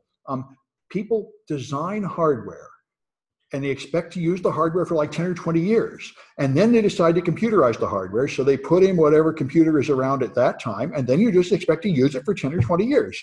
You know, if you put in something like a metal detector or a water pump or a oxygen machine at a hospital, you don't expect to replace it in 3 years. You expect to use it until it breaks.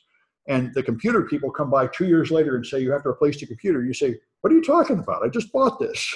So I mean, it is understandable that infrastructure has a life cycle of like 20 or 30 years, and the computer people think you can put on an update every week or every month and replace the whole thing every 3 years, and they're dreaming.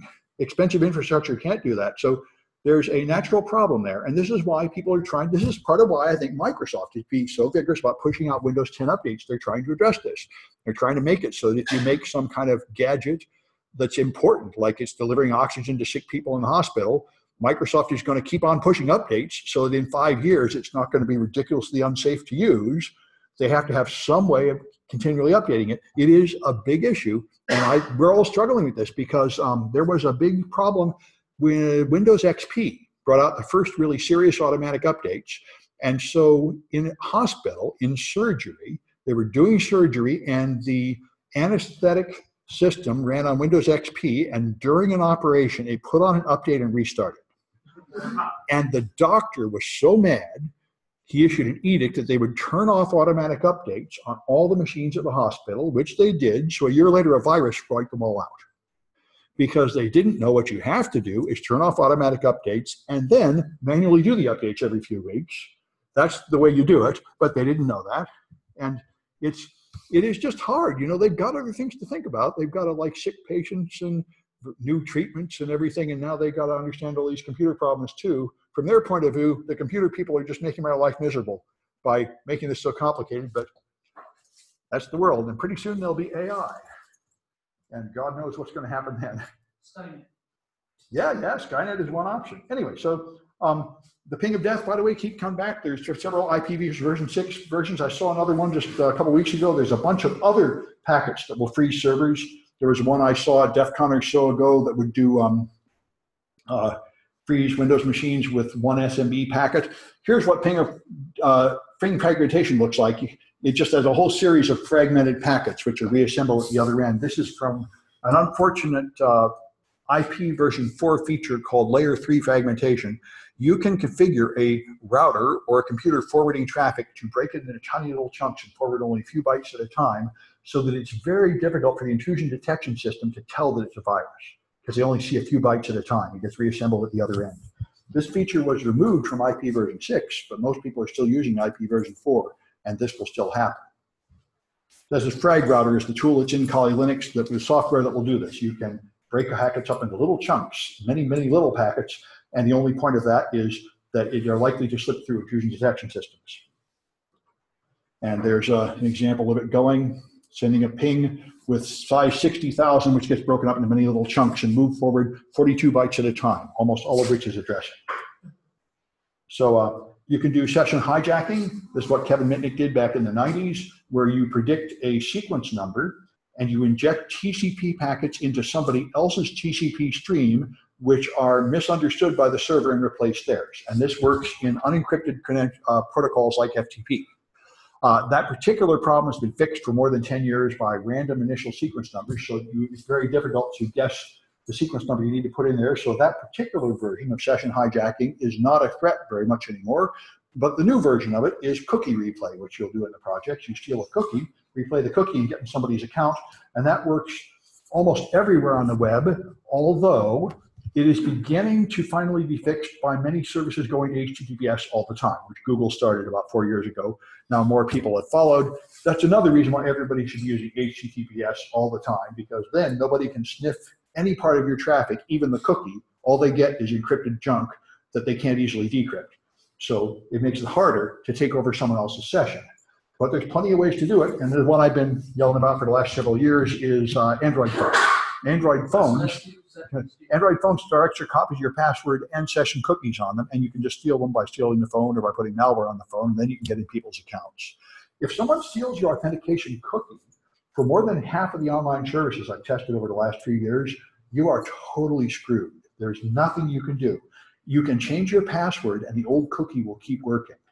You can log out and the old cookie will keep working. The only thing you can do is close your account and make a new account, because the servers don't actually invalidate the old cookie when you log out. They just delete the cookie out of your browser and call it a day, as if that was enough. And this is one of the many things that we demonstrate on the wall sheet at DEF CON. Yeah. So in that case, if you're able to steal somebody else's cookie, install it onto your device, you can get in their account. The site that you go into will now say, oh, okay, that was the advice that came in. Yeah, and this regardless of the password. That's right. Will it actually just authenticate it and bring you up to that? You resume their session, you do not need their password, and even if they change their password, it still lets you in with the old cookie. And this is by design, because people have mobile devices. They log into something on their phone, and they really don't want it popping up saying you have to put in your password again. So they keep believing the old cookie forever. It is a customer convenience, but it has a security consequence. And the Android is the worst example, because Android developers have no clue about security, and no one in the system does, and they store things on the Android phones that should not be there all the time, like extra copies of your plain text password. It's just appalling. When you look at Android apps, what are you doing in 128? When you actually look at what's going on in the Android apps, you will be sick. It's the kind of stupidity that hasn't been happening since the days of MS-DOS. And it's clear that nobody knows how to check them for security holes, and just obviously bad things are happening. Anyway, yeah, go ahead. So the session hijacking is addressed with HTTPS. Yeah. How secure is HTTPS? HTTPS. The question is, how secure is HTTPS? And the answer is, it is very secure. It is probably the most secure thing we have. It is not perfect, but it is the best thing we have. We'll talk about attacks. There are quite a few attacks on it, but they're all really quite exotic. In practice, if you just want HTTP, all I need is a normal laptop running Kali Linux, and I can totally mess with you. With HTTPS, I have to work a lot harder. So it's much better, but nation states can get through, and people that can set up complicated situations can get through, but it is the most secure system we have. most people are much better off. However, as we've been talking before, if you really want security, you'd probably be wise to use a VPN and HTTPS. And then there's a layer of security you control and a layer of security controlled by others. And the attacker would have to punch through both of them. And that's, I think, the general solution, like two-factor authentication. You really ought to have two defenses because there's a way to get in every one defense. Anyway, then there's the human problems. Insider threats, like I talked about, this is the cartoon. I did not draw this, but this is the cartoon that written in the campus newspaper about our CTO that was being kicked out by the lynch mob. One of those guys is me. Anyway, this is the problem. What do you do when someone inside your network is betraying you and screwing things up? And the whole world got afraid of this because of Snowden. And before them, Bradley Manning, people that were trusted insiders leaking out secrets. And then all the generals and CEOs and everybody asked their staff, how do you know that we don't have someone like that? And the answer is, you don't know. And there are now commercial products you can buy that will stay on your network and analyze the network traffic to decide which of your employees is now not loyal. By somehow noticing it, they're spending more time surfing porn or on games than they used to, or showing up late to work or something.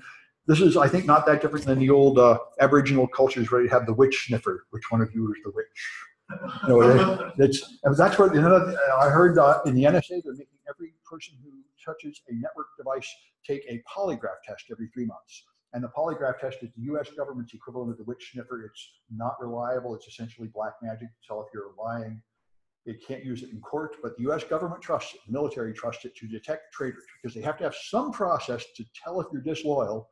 And yet somehow it's perfectly fine to cheat on your wife, as long as it's with American nationals. And I've asked, this does not imperil your security clearance, because so many big shots in Washington sleep with journalists and foreign spies and leak out all the secrets. I say, why don't they consider a failure of security clearance when you cheat on your wife? This would seem to me to be pretty obvious, because now you have a secret. Now people can blackmail it by saying, I'll leak the secret. But they say, no, the culture is macho. No, it's perfectly fine. You have the right to do that. That's a good thing. That makes you a better soldier.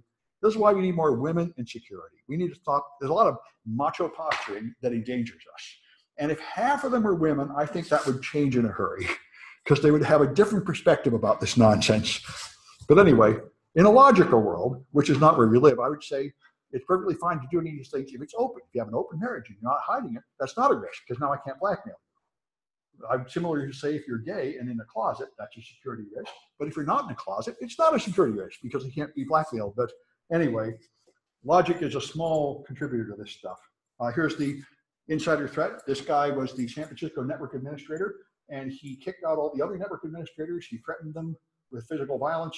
He locked everyone else out of the network, including the mayor, and installed all kinds of unauthorized monitoring software and copied a bunch of the data and put in remote control clients that he was using to sniff on the network and control it from elsewhere. And it's quite a story. And the guy that prosecuted him comes and gives guest lectures here now and then.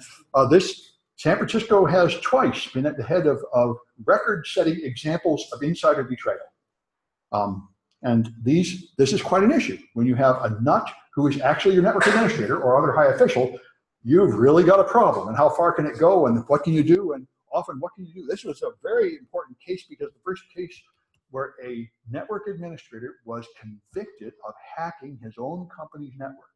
The conventional wisdom at this time is that there is no way you could ever win a conviction like that, because he was authorized to do things on the network. So how could you possibly say he did too much to the network?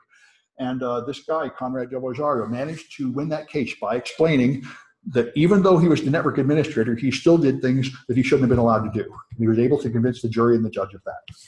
Yeah. Yes, he had a 4 terabyte encrypted hard drive of data stolen from the San Francisco network, and Conrad and his team offered to drop all charges for the password, and he declined and went to 4 years of hard time instead. So he has something on that drive that no one has been able to get in. He was very good at security. He knew everything about encryption. He knew all the secret techniques. When he encrypted that drive, nobody's getting in there. They tried.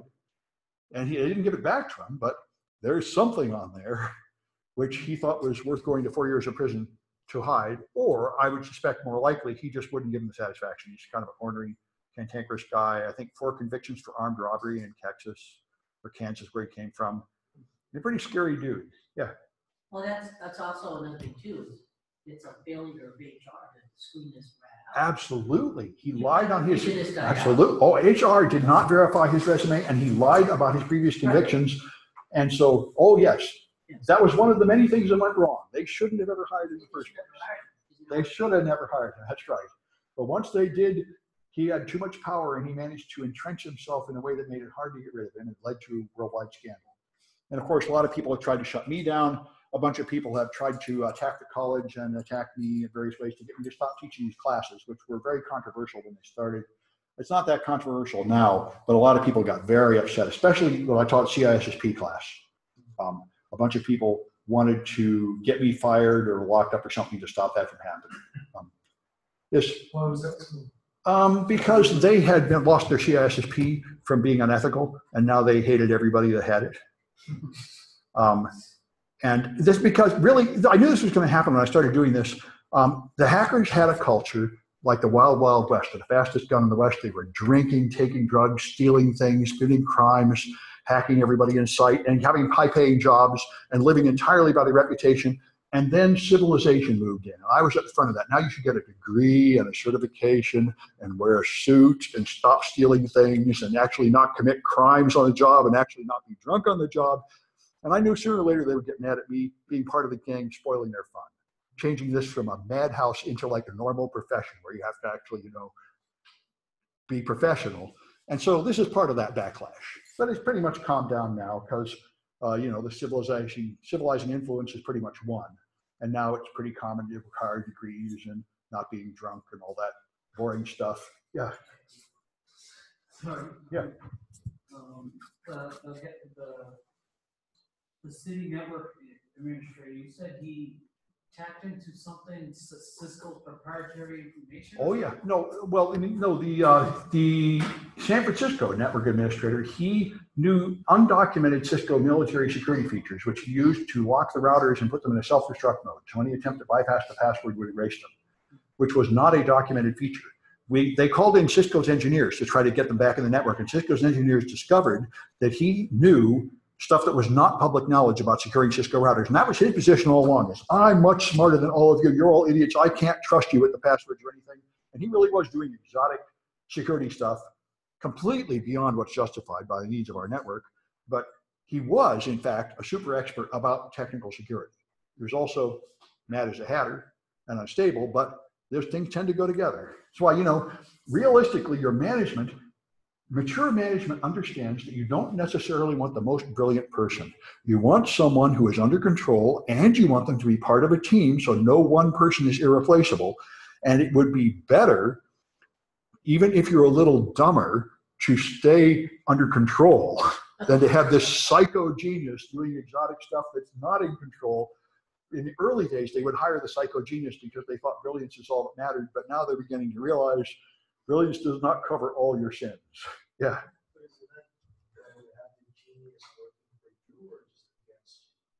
This is the huge argument, and whether genius is working for you. There are some people, for example, Jerome Cavell, who commit huge crimes, and then companies hire them immediately, saying this guy must be brilliant. And I think I would be very worried about putting that guy in charge of my network, since you know he's a crook, but he probably is brilliant. And so there's two schools of thought. Most people go my way, and they say, we don't want you to have a criminal record, we don't care how smart you are, we'll settle for a dumber guy that is not a lunatic. But there are a few people who will hire you on the theory that brilliance compensates for all of their personality flaws.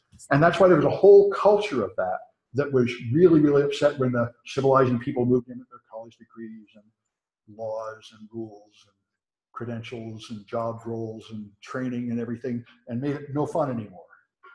There's always a risk of letting the fox into the henhouse. There is, exactly. No matter how docile the fox might seem. Yes, there's that, letting the fox in the henhouse. You're absolutely right. That's the issue. So anyway, they tried to shut me down by sending an official ethics complaint to have my CISSP revoked, although this time I didn't even have the CISSP. I had the previous certification, Associate of ISC Squared, but they filed an official ethics complaint to strip mine away from me, and I was accused of misrepresenting myself as being in charge of the City College network. And anyway, that was... Was that City College staff? No, that was one of the four guys on the previous slide that wanted to shut me down. Turns out the rules of CISSP are that anybody can submit an ethics complaint against you at any time. even if they're not a customer or anything, and you have to respond, and then they'll be judged, and I responded. Yeah, so anyway, I did not take my certification away, but it was completely false, and I was annoyed. Yeah. Is that a certification? Yes, you must have a CISSP. It is the business, union card of this business. Everyone expects it. It is absolutely worth getting. It is the most important certification in practice to get a job. The technical people get upset because it is not a hands-on technical certification. It's a management certification. So the hands-on pen tester technical guys say, why am I wasting my time on this? And like I've been saying, the reason they're wasting their time on this is because cooperating with management is like really important. And you want to pretend everything is just knowing binary, but there's also this thing called cooperating with management, which is like really important. And that's what everybody wants to know you can do. It's like Security Plus, the next level up. There's at the class, you take a bunch of stuff, you take a test. It's not much harder than Security Plus. It's like as much new, again, as Security Plus for technical people. Management people fear it greatly because it contains A+, Net+, and Security Plus, and about that much management. So for us, it's one more course. For MBAs, it's 3 more courses. And they greatly dread it because they have to learn A+, Net+, and Security Plus, which is a lot. But for us, we just need to learn 1 course worth of management. And we teach it here every semester or 2, and it's, of course, quite popular, and a lot of students go on to get it because it really promotes your career. Yeah. You need 4 years of experience and a degree or a Security Plus, or 5 years of experience, but the experience could be like being a physical security guard. You just have to have some professional experience doing some security features. And so if you've been doing anything professionally for a few years in this business, you can probably come up with that experience. And you can also do what I did. You can pass the test and not have the experience, and then you become an associate of ISC squared, and you have a period of time to accumulate the experience. Yeah. So if I worked at IT for a long time, I can just If you worked at an ISP, you can often make a reasonable argument that your job included enough security to count as the experience. If you had any kind of full-time work in IT, you can often convince people to accept it as sufficient experience. All right, and here's the guy that went after me claiming I was being racist and cyberbullying him because he was running a criminal shop. And I talked a guy into not working for him. So these are all insider threats. These 4 people were respected industry professionals trying to shut down my classes here. Just like everyone else, the main problem is insiders. And by the way, Anonymous attacked me back at this time too. They tried to take down one of my servers, and one of the anonymous insiders secretly warned me. So one of their insiders betrayed them. This is endemic. This is why Kevin Mitnick says, don't trust anybody. They will all roll over on you, because that's what happens. Hackers form groups, and then they get busted. And they say, you know, would you like to really go to jail and leave your kids orphans? How much do you really love that guy in the chat room last night? And suddenly it's like, you know, that guy doesn't really matter to me so much in the light of day. And they always roll over on you. You think you're best buddies online, but it's an illusion. It's not like the mafia, where you really keep silent because something bad will happen if you talk. Nothing much will happen if you talk, except the cops will give you a lighter sentence, so they roll over all the time. That's why the only hackers that last are the ones that work alone, like the Jester. Jester's been alone for like 15 years, no friends, nobody in his gang, and he's never been caught. He also has military experience. So he carefully planned a criminal alias, and as far as anybody can tell, he never made a mistake of using the criminal alias on an unprotected computer, not having a VPN, leaving a trail anywhere. People have been hunting for him, they can't find him. But that is not easy to do. Young people say, oh, it's easy to use a VPN. Yeah, it's just as easy as using a VPN 100% of the time, every time, which is not easy. Anyway, so keyloggers steal your key presses, either with software or hardware, before they get encrypted and go over the network. And so we got some hardware keyloggers in the lab you can use. You just type special keys and they dump out the stolen key presses. Those things are pretty scary because they can't be detected by any software. They're hardware that catches the electrical signals before they enter the computer. You can buy keyboards with keyloggers in them. Say, here, boss, we like you so much, we got your new keyboard. One of the early things people did with this was steal a professor's final exam. They went in his office, plugged in the keyboard thing, came back next week, took it off, had everything. It's a good, scary attack. There's not a bloody thing you could do. Although, to be fair, there's a simple low-tech version. Just put a webcam in there and record you typing. We'll do the same thing. But, you know, yeah. I had a student who I got a job for, bring me a keyboard, a really fancy, nice rainbow color light. No, I'm pretty sure he's a keyboard. Yeah, there you go. Yeah. Yeah, I don't use it for anything. Yeah. You know, Yeah. anything that any system that I use to access that, I don't really care. You know, Yeah. it goes in. They use them. They use them on skimmers. Skimmers too. When you're on credit cards, they put them in gas pumps. They put skimmers inside the gas pumps. They did it to 150 gas stations in Arizona, where you would skim your credit card and it would send the information over Wi-Fi to a car park nearby. And there was nothing you could see. It was inside the pump. So was it software one? It was hardware radio skimmers. They also have ones you can buy them online that will look exactly like your ATM's device. You just snap them on top and they make an extra copy of the card, and they have a camera to record your PIN. They're all over the place. Brian Krebs finds a ton of them. They are very good. And there's also, there's little ones you can put in your pocket. So the waiter takes your credit card and says, one for them, one for me, gives you back the card. This happens all the time, you know? Yeah. Is there equivalent text like Google Pay? No, that's a very good question. Google Pay and Apple Pay are very resistant to these attacks, especially Apple Pay, about which I know more. Apple Pay is very secure. And when you use to pay, it does not transmit your credit card to anybody. It has a unique one-time code that cannot be used again. So it is much better than old-fashioned credit cards. And when the only thing is people wonder if they'll make some special mistake in how they implemented it, but I think now it's been around long enough that we didn't do anything wrong. They actually have a special chip in the phone just for this purpose called the Secure Enclave that is very good. Android Pay is much less safe. It depends on which brand of phone you buy, because some of them don't have secure enclaves, but iPhones do. And I think if you get a high-end Android phone with the latest version of Android, it's as good or almost as good. But there are cheap Android phones that simulate all this in software, and they're not as safe at all. These are all very good questions. I was going to ask the same thing. Is that Apple Pay thing? Is it secure? Which one was secure? As far as anybody can tell, Apple Pay is very good, far better than a plastic credit card. And Google Pay, I think, is probably almost as good if you have the right phone. But there are some phones where it's not safe to use, so you have to have a little more knowledge there. I think Samsung and OnePlus, the China company. Yeah. But then again, it's a China company. You never know. With You that never know. OnePlus brand. I know. Well, everything's built in China anyway, including the Apple. That's why you know. I agree. But that one-time thing, is it like a token? Yeah, it generates tokens, a different token for every transaction. Okay. And it never sends your credit card to anyone. So nobody can reuse it. That's what it should be happening. Anyway, so you can block these things. The software ones you can try to block with antivirus. That might work. The hardware ones, people do things like glue the keyboard plugs in, so it's hard to pull them out and put something in the middle, or just do physical checking. But the main thing here is physical security. This is one of Microsoft's 10 rules of security. If you don't have physical access, if someone else has physical access to your devices, your security is shot. And this was the truism. But of course, the problem is people now have portable computers, and they're leaving them and getting them stolen, and they're ending up in airplanes. So in fact, very often people have physical access to your devices, and that's why you need to encrypt the hard drive. This is the point of whole disk encryption. Whole disk encryption means that when your machine is turned off, nobody can get in without the password. And that is very secure as far as anybody can tell. Microsoft's File Vault, Apple's File Vault, and Microsoft's, whatever they call it, whole disk BitLocker. As far as anybody knows, these things are fine. There are a couple of attacks against them, but the attacks are pretty exotic. And if you actually turn the machine all the way off before the attacker gets it, it's very difficult for them to get in. Yeah.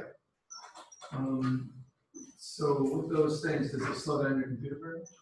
No, that was a big concern in the early days, that it would slow down your computer too much. Modern computers, you don't notice it. Of course, it does mean it's doing a little more processing work. And at first it was quite a burden, but with modern machines, it's not that much. This was a similar issue with HTTPS.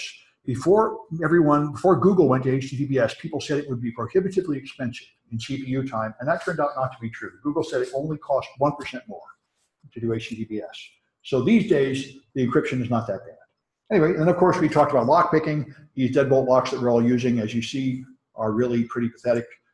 Any amateur can get through in half an hour, and professionals can get through in seconds. Card reader locks are better. These have a magnetic stripe. The good thing about these is you have a different card for every person. So you can invalidate one card if you fire an employee, you don't want them getting in. And you also have a record of who went in and when they went in if you connect this to your computer system. So it's much better than keys, where you hand out a key, and how do you know that person didn't make copies and give it to other people? You really don't know. So you have a much lower level of security, even aside from the fact that you can pick the lock. So I got a few Cahoots about that, and then I'm just going to briefly show you my cloud stuff. I don't think I'll demonstrate more because it's getting kind of late. Let's see if there are any of these chats require attention. Samsung Pay, how secure is it? Yeah, we talked about this. Samsung, I thought, yeah, the Samsung Pay is supposed to be pretty good. But some of the Samsung actually emulates a magstrike. You're right about that, and it's in the 128 class. Samsung had a feature where it will imitate a normal credit card to run through a normal credit card reader. And if you do that, then it's not any more secure, of course. But it means you can use it at stores that haven't subscribed to the Samsung Pay system. That's the problem with Apple Pay and Google Pay. The store has to have a special device, and a lot of stores don't. That's why it's there's an adoption problem. Anyway, I got one more set of Cahoots, and then I just want to show you my glorious cloud servers, which I'll have up in a day or two. I think I've got all the problems under control now.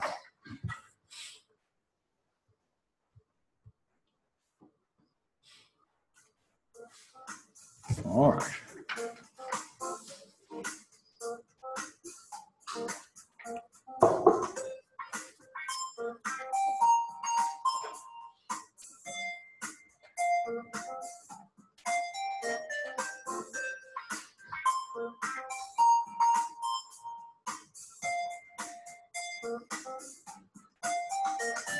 Miller time.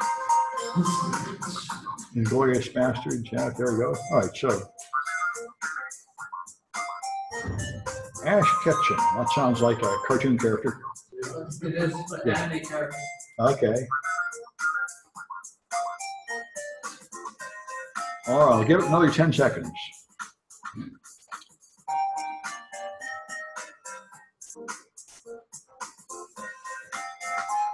Okay.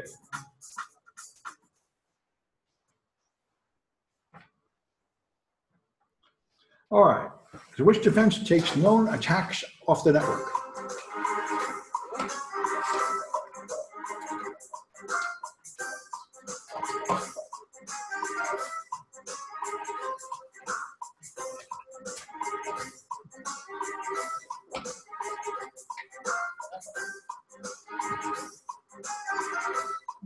All right, that's the IDS, intrusion detection system.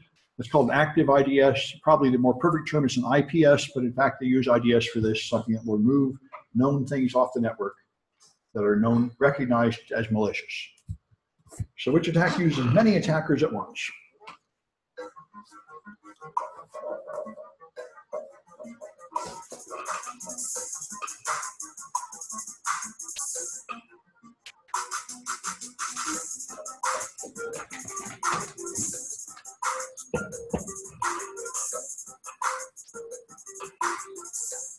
All right, that's distributed DOS, good. All right, which one involves scaring people with exaggerated risks?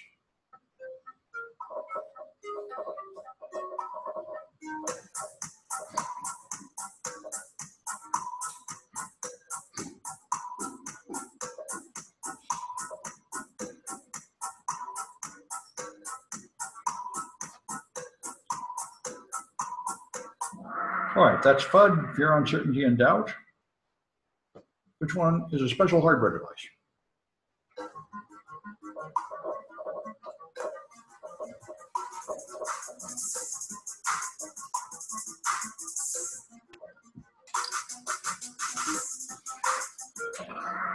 All right, that's the hardware keylogger.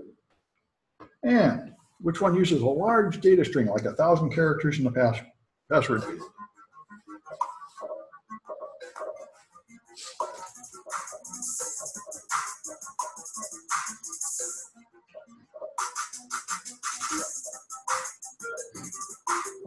Okay, those are buffer overflows. All right, so another set of winners. Let me make a note of the winners. In fact, I'll do that later because right now I just want to show you. I'm not going to demonstrate project 3 tonight, but I want to talk about project 1 and 2. So the first 2 projects, you get your machines running.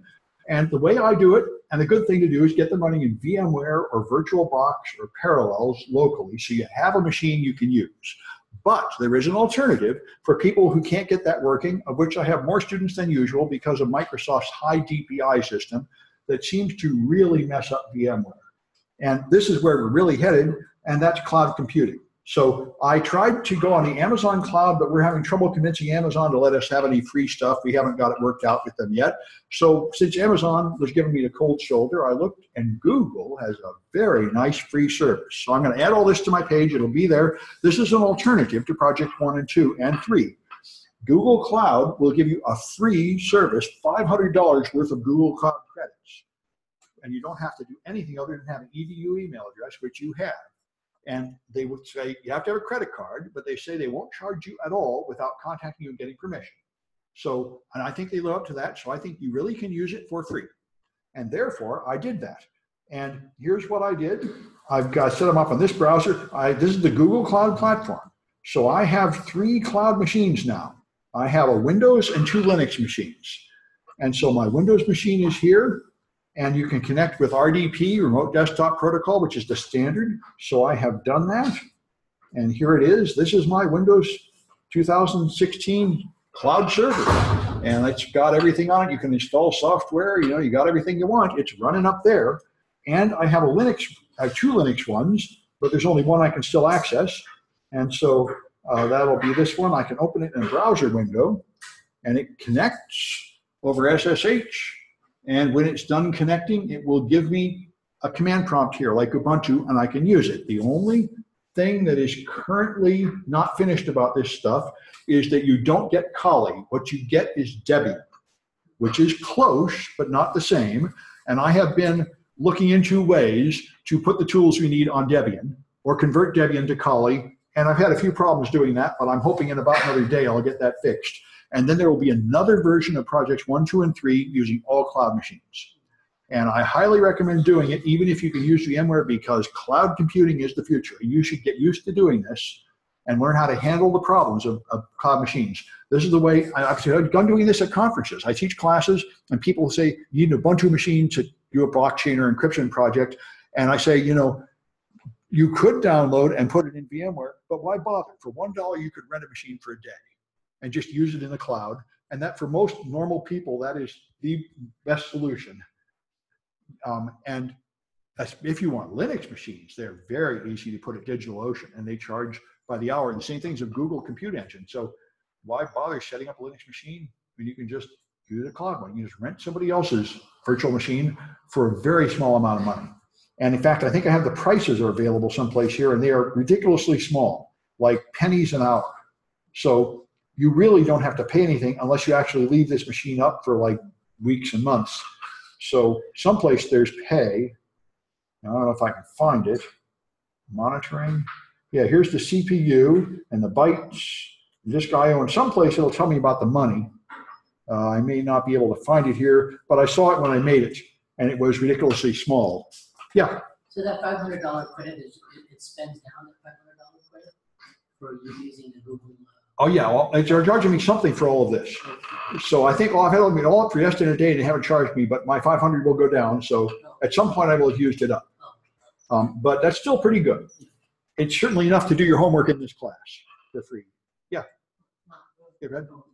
What can't I do with these cloud machines? What can't you do with the cloud machines? Well, one thing you can't do is if you foul up the software so the network services stop working, they're toast. You can't get in. That's what I have another machine. I have a machine there, and I tried to upgrade it to Corley, and it broke SSH, and now I can't get there anymore. That's one thing. I mean, once you lose contact, it's gone. So another thing that is very hard to do is if you put data on them, you never really know it's erased. That's actually quite difficult, and I know a guy that ran a technique to do that, but that's one thing to know. You're using somebody else's hardware. So anything that would involve touching the hardware, like, for example, really erasing it and knowing it's clean, you can't do. But that's really the only big limitation. The only other limitation is that they limit, you cannot boot from a CD and install whatever OS you want. That's why I can't put Corley on there. Now, they do provide a service, which would be very good to add to the class. I just haven't got advanced. You have to install a bunch of local management things, create a virtual image, push it up in the right format. You can put a custom image up in the Google Cloud. You can also do it in the Amazon cloud, but it's fairly complicated. And that's what the pros do. Like I said, that's all the pros don't, that's all they do is make a local image and put it up and run it. And then if they want anything different, they change a different local image and push up a new image. That is the best way to use the cloud. And I'm not there yet, but that would be the place to go. Yeah. GCC might get upset for exploiting.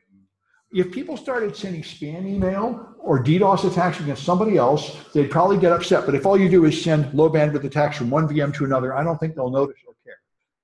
Amazon does have Corley images, but they tell you you can't use them for any penetration testing without getting their permission first. And that was holding me back. But then I realized, I think we can just get away with that. That's what I'm doing. All my cloud providers do not know I'm using their machine for hacking, even your machines you're using as targets. And I try to put in defenses so they can't do too much harm. Like I found an incredible amount of emails being sent from the attack server. I filled the whole hard drive with log files of emails. I don't think any of those emails really left, because I think I would have heard about it. But I did remove the email daemon and the email account and everything, so hopefully that can't happen again. And I've always limited the upstream bandwidth of those machines quite a bit, so people can't do DOS attacks on them.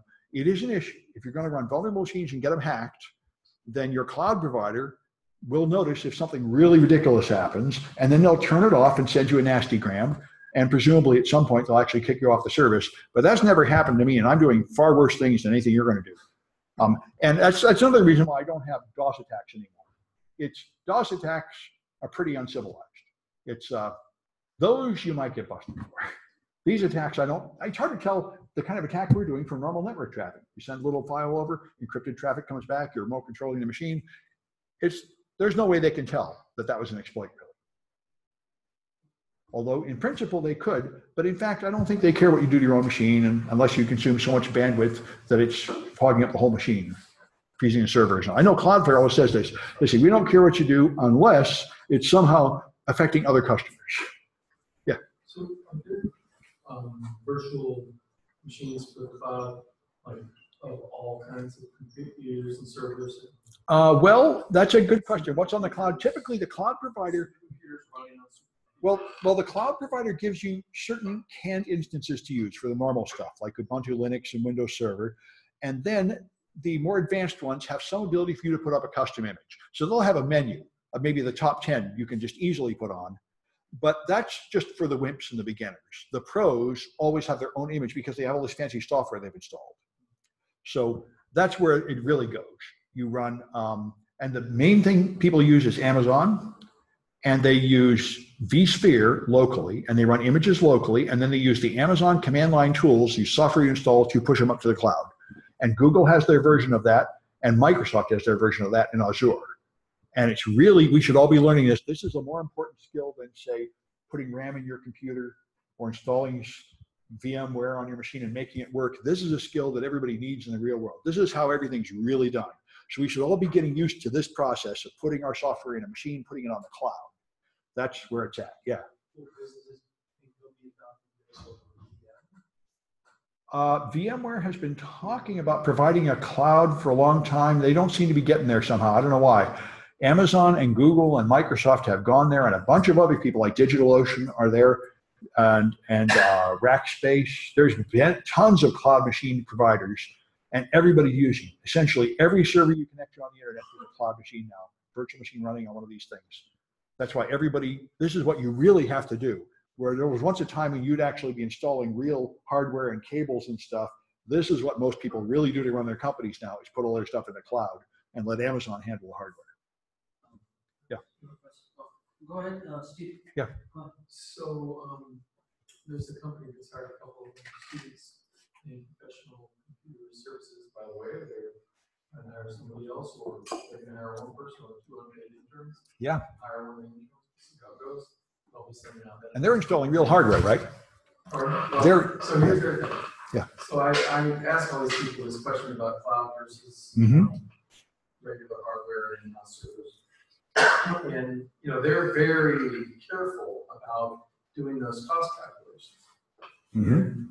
They're saying that currently, for a company with less than 100 desktop clients, it's not cost effective to migrate to the cloud. I would, okay, this is a very, I would say but above that 100, well, see, but no, this is an interesting thing. what I would say is this: if you have only 100 desktop clients, you don't want your domain controller in the cloud, but you probably still want your web server in the cloud. Because it's not a question of how many employees you have; it's a question of how many customers are using your web services. So almost everybody is using some cloud machines. In fact, most companies, this has been a big deal for the last several years. Most companies are using cloud machines and they don't even know it because their own IT department is so slow and incompetent that other departments of the company, like sales, can't get the IT department to cough up a server. So they just rent Amazon. Most companies are not aware of the fact that their company data is in fact on cloud servers run by non-IT parts of the company. It's part of VM server sprawl. And this is why one of the big issues of security auditing is question number one: how many copies are there of your important data and where are they? Most companies cannot answer that question. And when they discover the answer to that question, they are very surprised to find out how many copies have been sprawled all over the place. But then they have to put in some discipline and have some official rules and some control over which cloud services they're using and whether that stuff is actually being protected and updated and correctly deleted when you're done with it and all that jazz. Yeah. From a security standpoint, you're a very security-minded company. Just getting to the point you just made, do you really want your info on a cloud where you don't know if Amazon or Google's going to keep it? Yes. No, this is, in fact, I think the number one reason people don't want to go to the cloud is they're worried about security. It is absolutely true that security is now someone else's problem. And so the college was reluctant to switch to Gmail for this reason. We ran our own servers. And my position was that Google is far more professional and competent than we are. And our data is much more secure in their hands, although they will read it to target ads. But people do talk about this. And so it is absolutely true that your service provider now has your data and they could do something with it. There are two defenses. One is you can pay more to have more control over what happens. Amazon will charge more and give you HIPAA compliant cloud and government compliant cloud where they promise it'll stay in the country and they promise it's encrypted. Another thing you can do is you can encrypt it yourself so that what's on the cloud has a key that the cloud provider doesn't have. But that's difficult to set up and most people don't. But I mean, it is, but of course, to be fair, this is outsourcing. Most companies have grown quite used to outsourcing. And all they do is have a service level agreement where it's somebody else's fault if they get hacked. Absolutely, you do need to consider how much you trust your cloud provider and what legal liability you're able to offload to them before you do this. It's an issue. Yeah. Are you encrypting the image? You can put encryption anywhere you want, but if you don't put the key on the server, then you lose a lot of the benefit of cloud computing. Now every customer has to come to you to get the key. But there are situations in which that's good, like an encrypted backup image that you're going to use for disaster recovery. But typically, to get the benefit from the cloud, you have to really put your data up there. And therefore, you have to really trust your cloud provider because they have to serve many customers fast. They got to really have the data, no nonsense. And then you just have to accept the risk. But there's a risk in running it on your own infrastructure too. And in most cases, I would say that is larger because how hard is it to really break into your physical building or bribe your staff compared to getting into like Google or Amazon? But certainly people are worried about this, especially in regulated industries like banking and healthcare. They have to have only a few, and government services. Amazon and I think Azure are the only cloud providers that have actually got approval to handle that kind of data. And there's huge arguments about it because there's a huge structure to be accredited and rated, qualified to handle government data or medical data. And they have these more expensive services that meet those standards.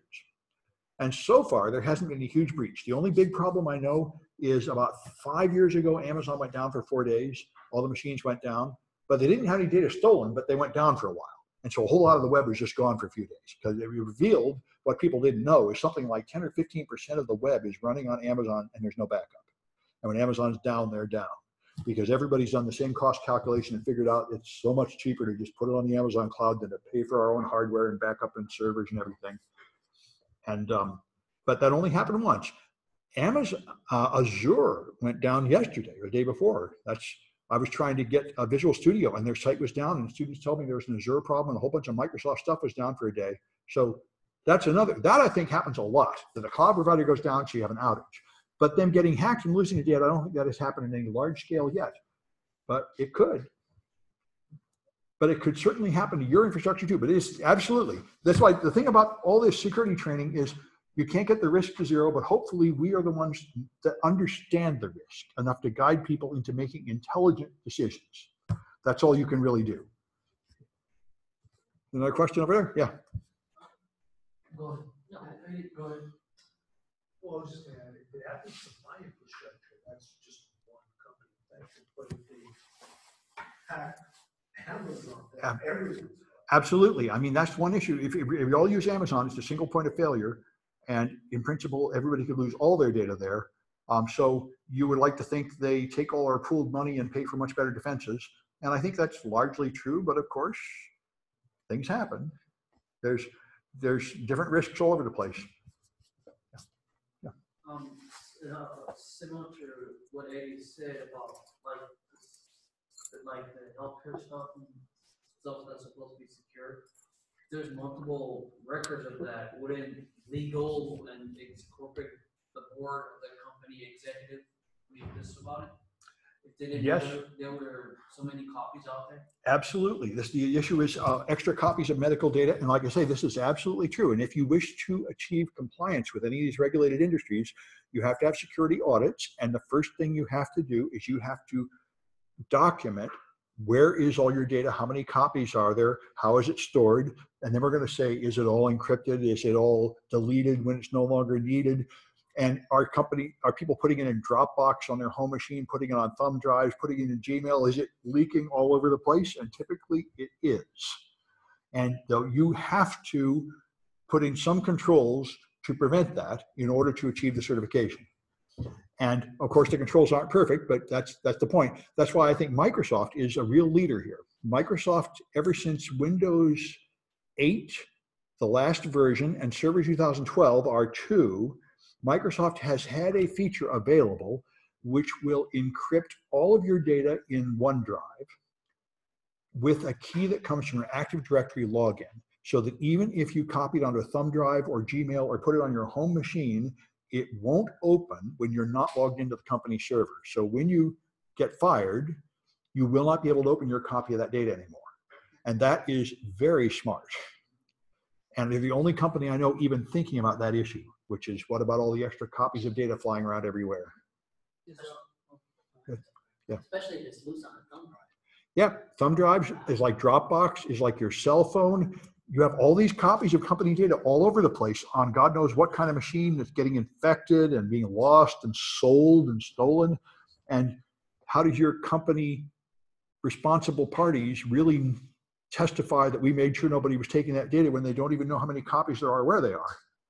This is another way to look at this. Microsoft calls it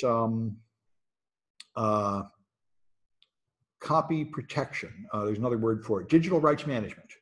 That's the point. Somebody owns the data and they want to know if extra copies are being made, and they want to have some control over when those copies are made. It's very much like people that have a music file and they don't want people making copies of the music file. Microsoft has their customer data, your company. You want to make sure people aren't making extra copies of that. It's the same issue. And they have a whole bunch of services available to control that. And they're needed. Is that feature that you're saying, Yeah. this encryption OneDrive, is that also in Windows 10? Yes, 2016? it is if you put it on a Windows domain and you configure it. It's not on by default, but yes, I'm sure it's Microsoft has the ability to do this, and this is one of the reasons why one skill you can get, which is highly valuable, is to really learn how to control Windows Active Directory. Big companies really need all this fancy stuff, and you really have to learn how to configure it and make it work right, and it's not simple. So they pay the big bucks for Windows system administrators that really know how to manage all these enterprise level features. All right, well, I think I better knock it off. I'm going to stop the share. I'll go up to the lab and help anybody needs help up there. And send in your homework. Oh, there's a chat message. Let me see if there's something. Yeah, the price used is right above the Google Cloud Platform banner. Okay, good. I'll look at it next time. Have a good night.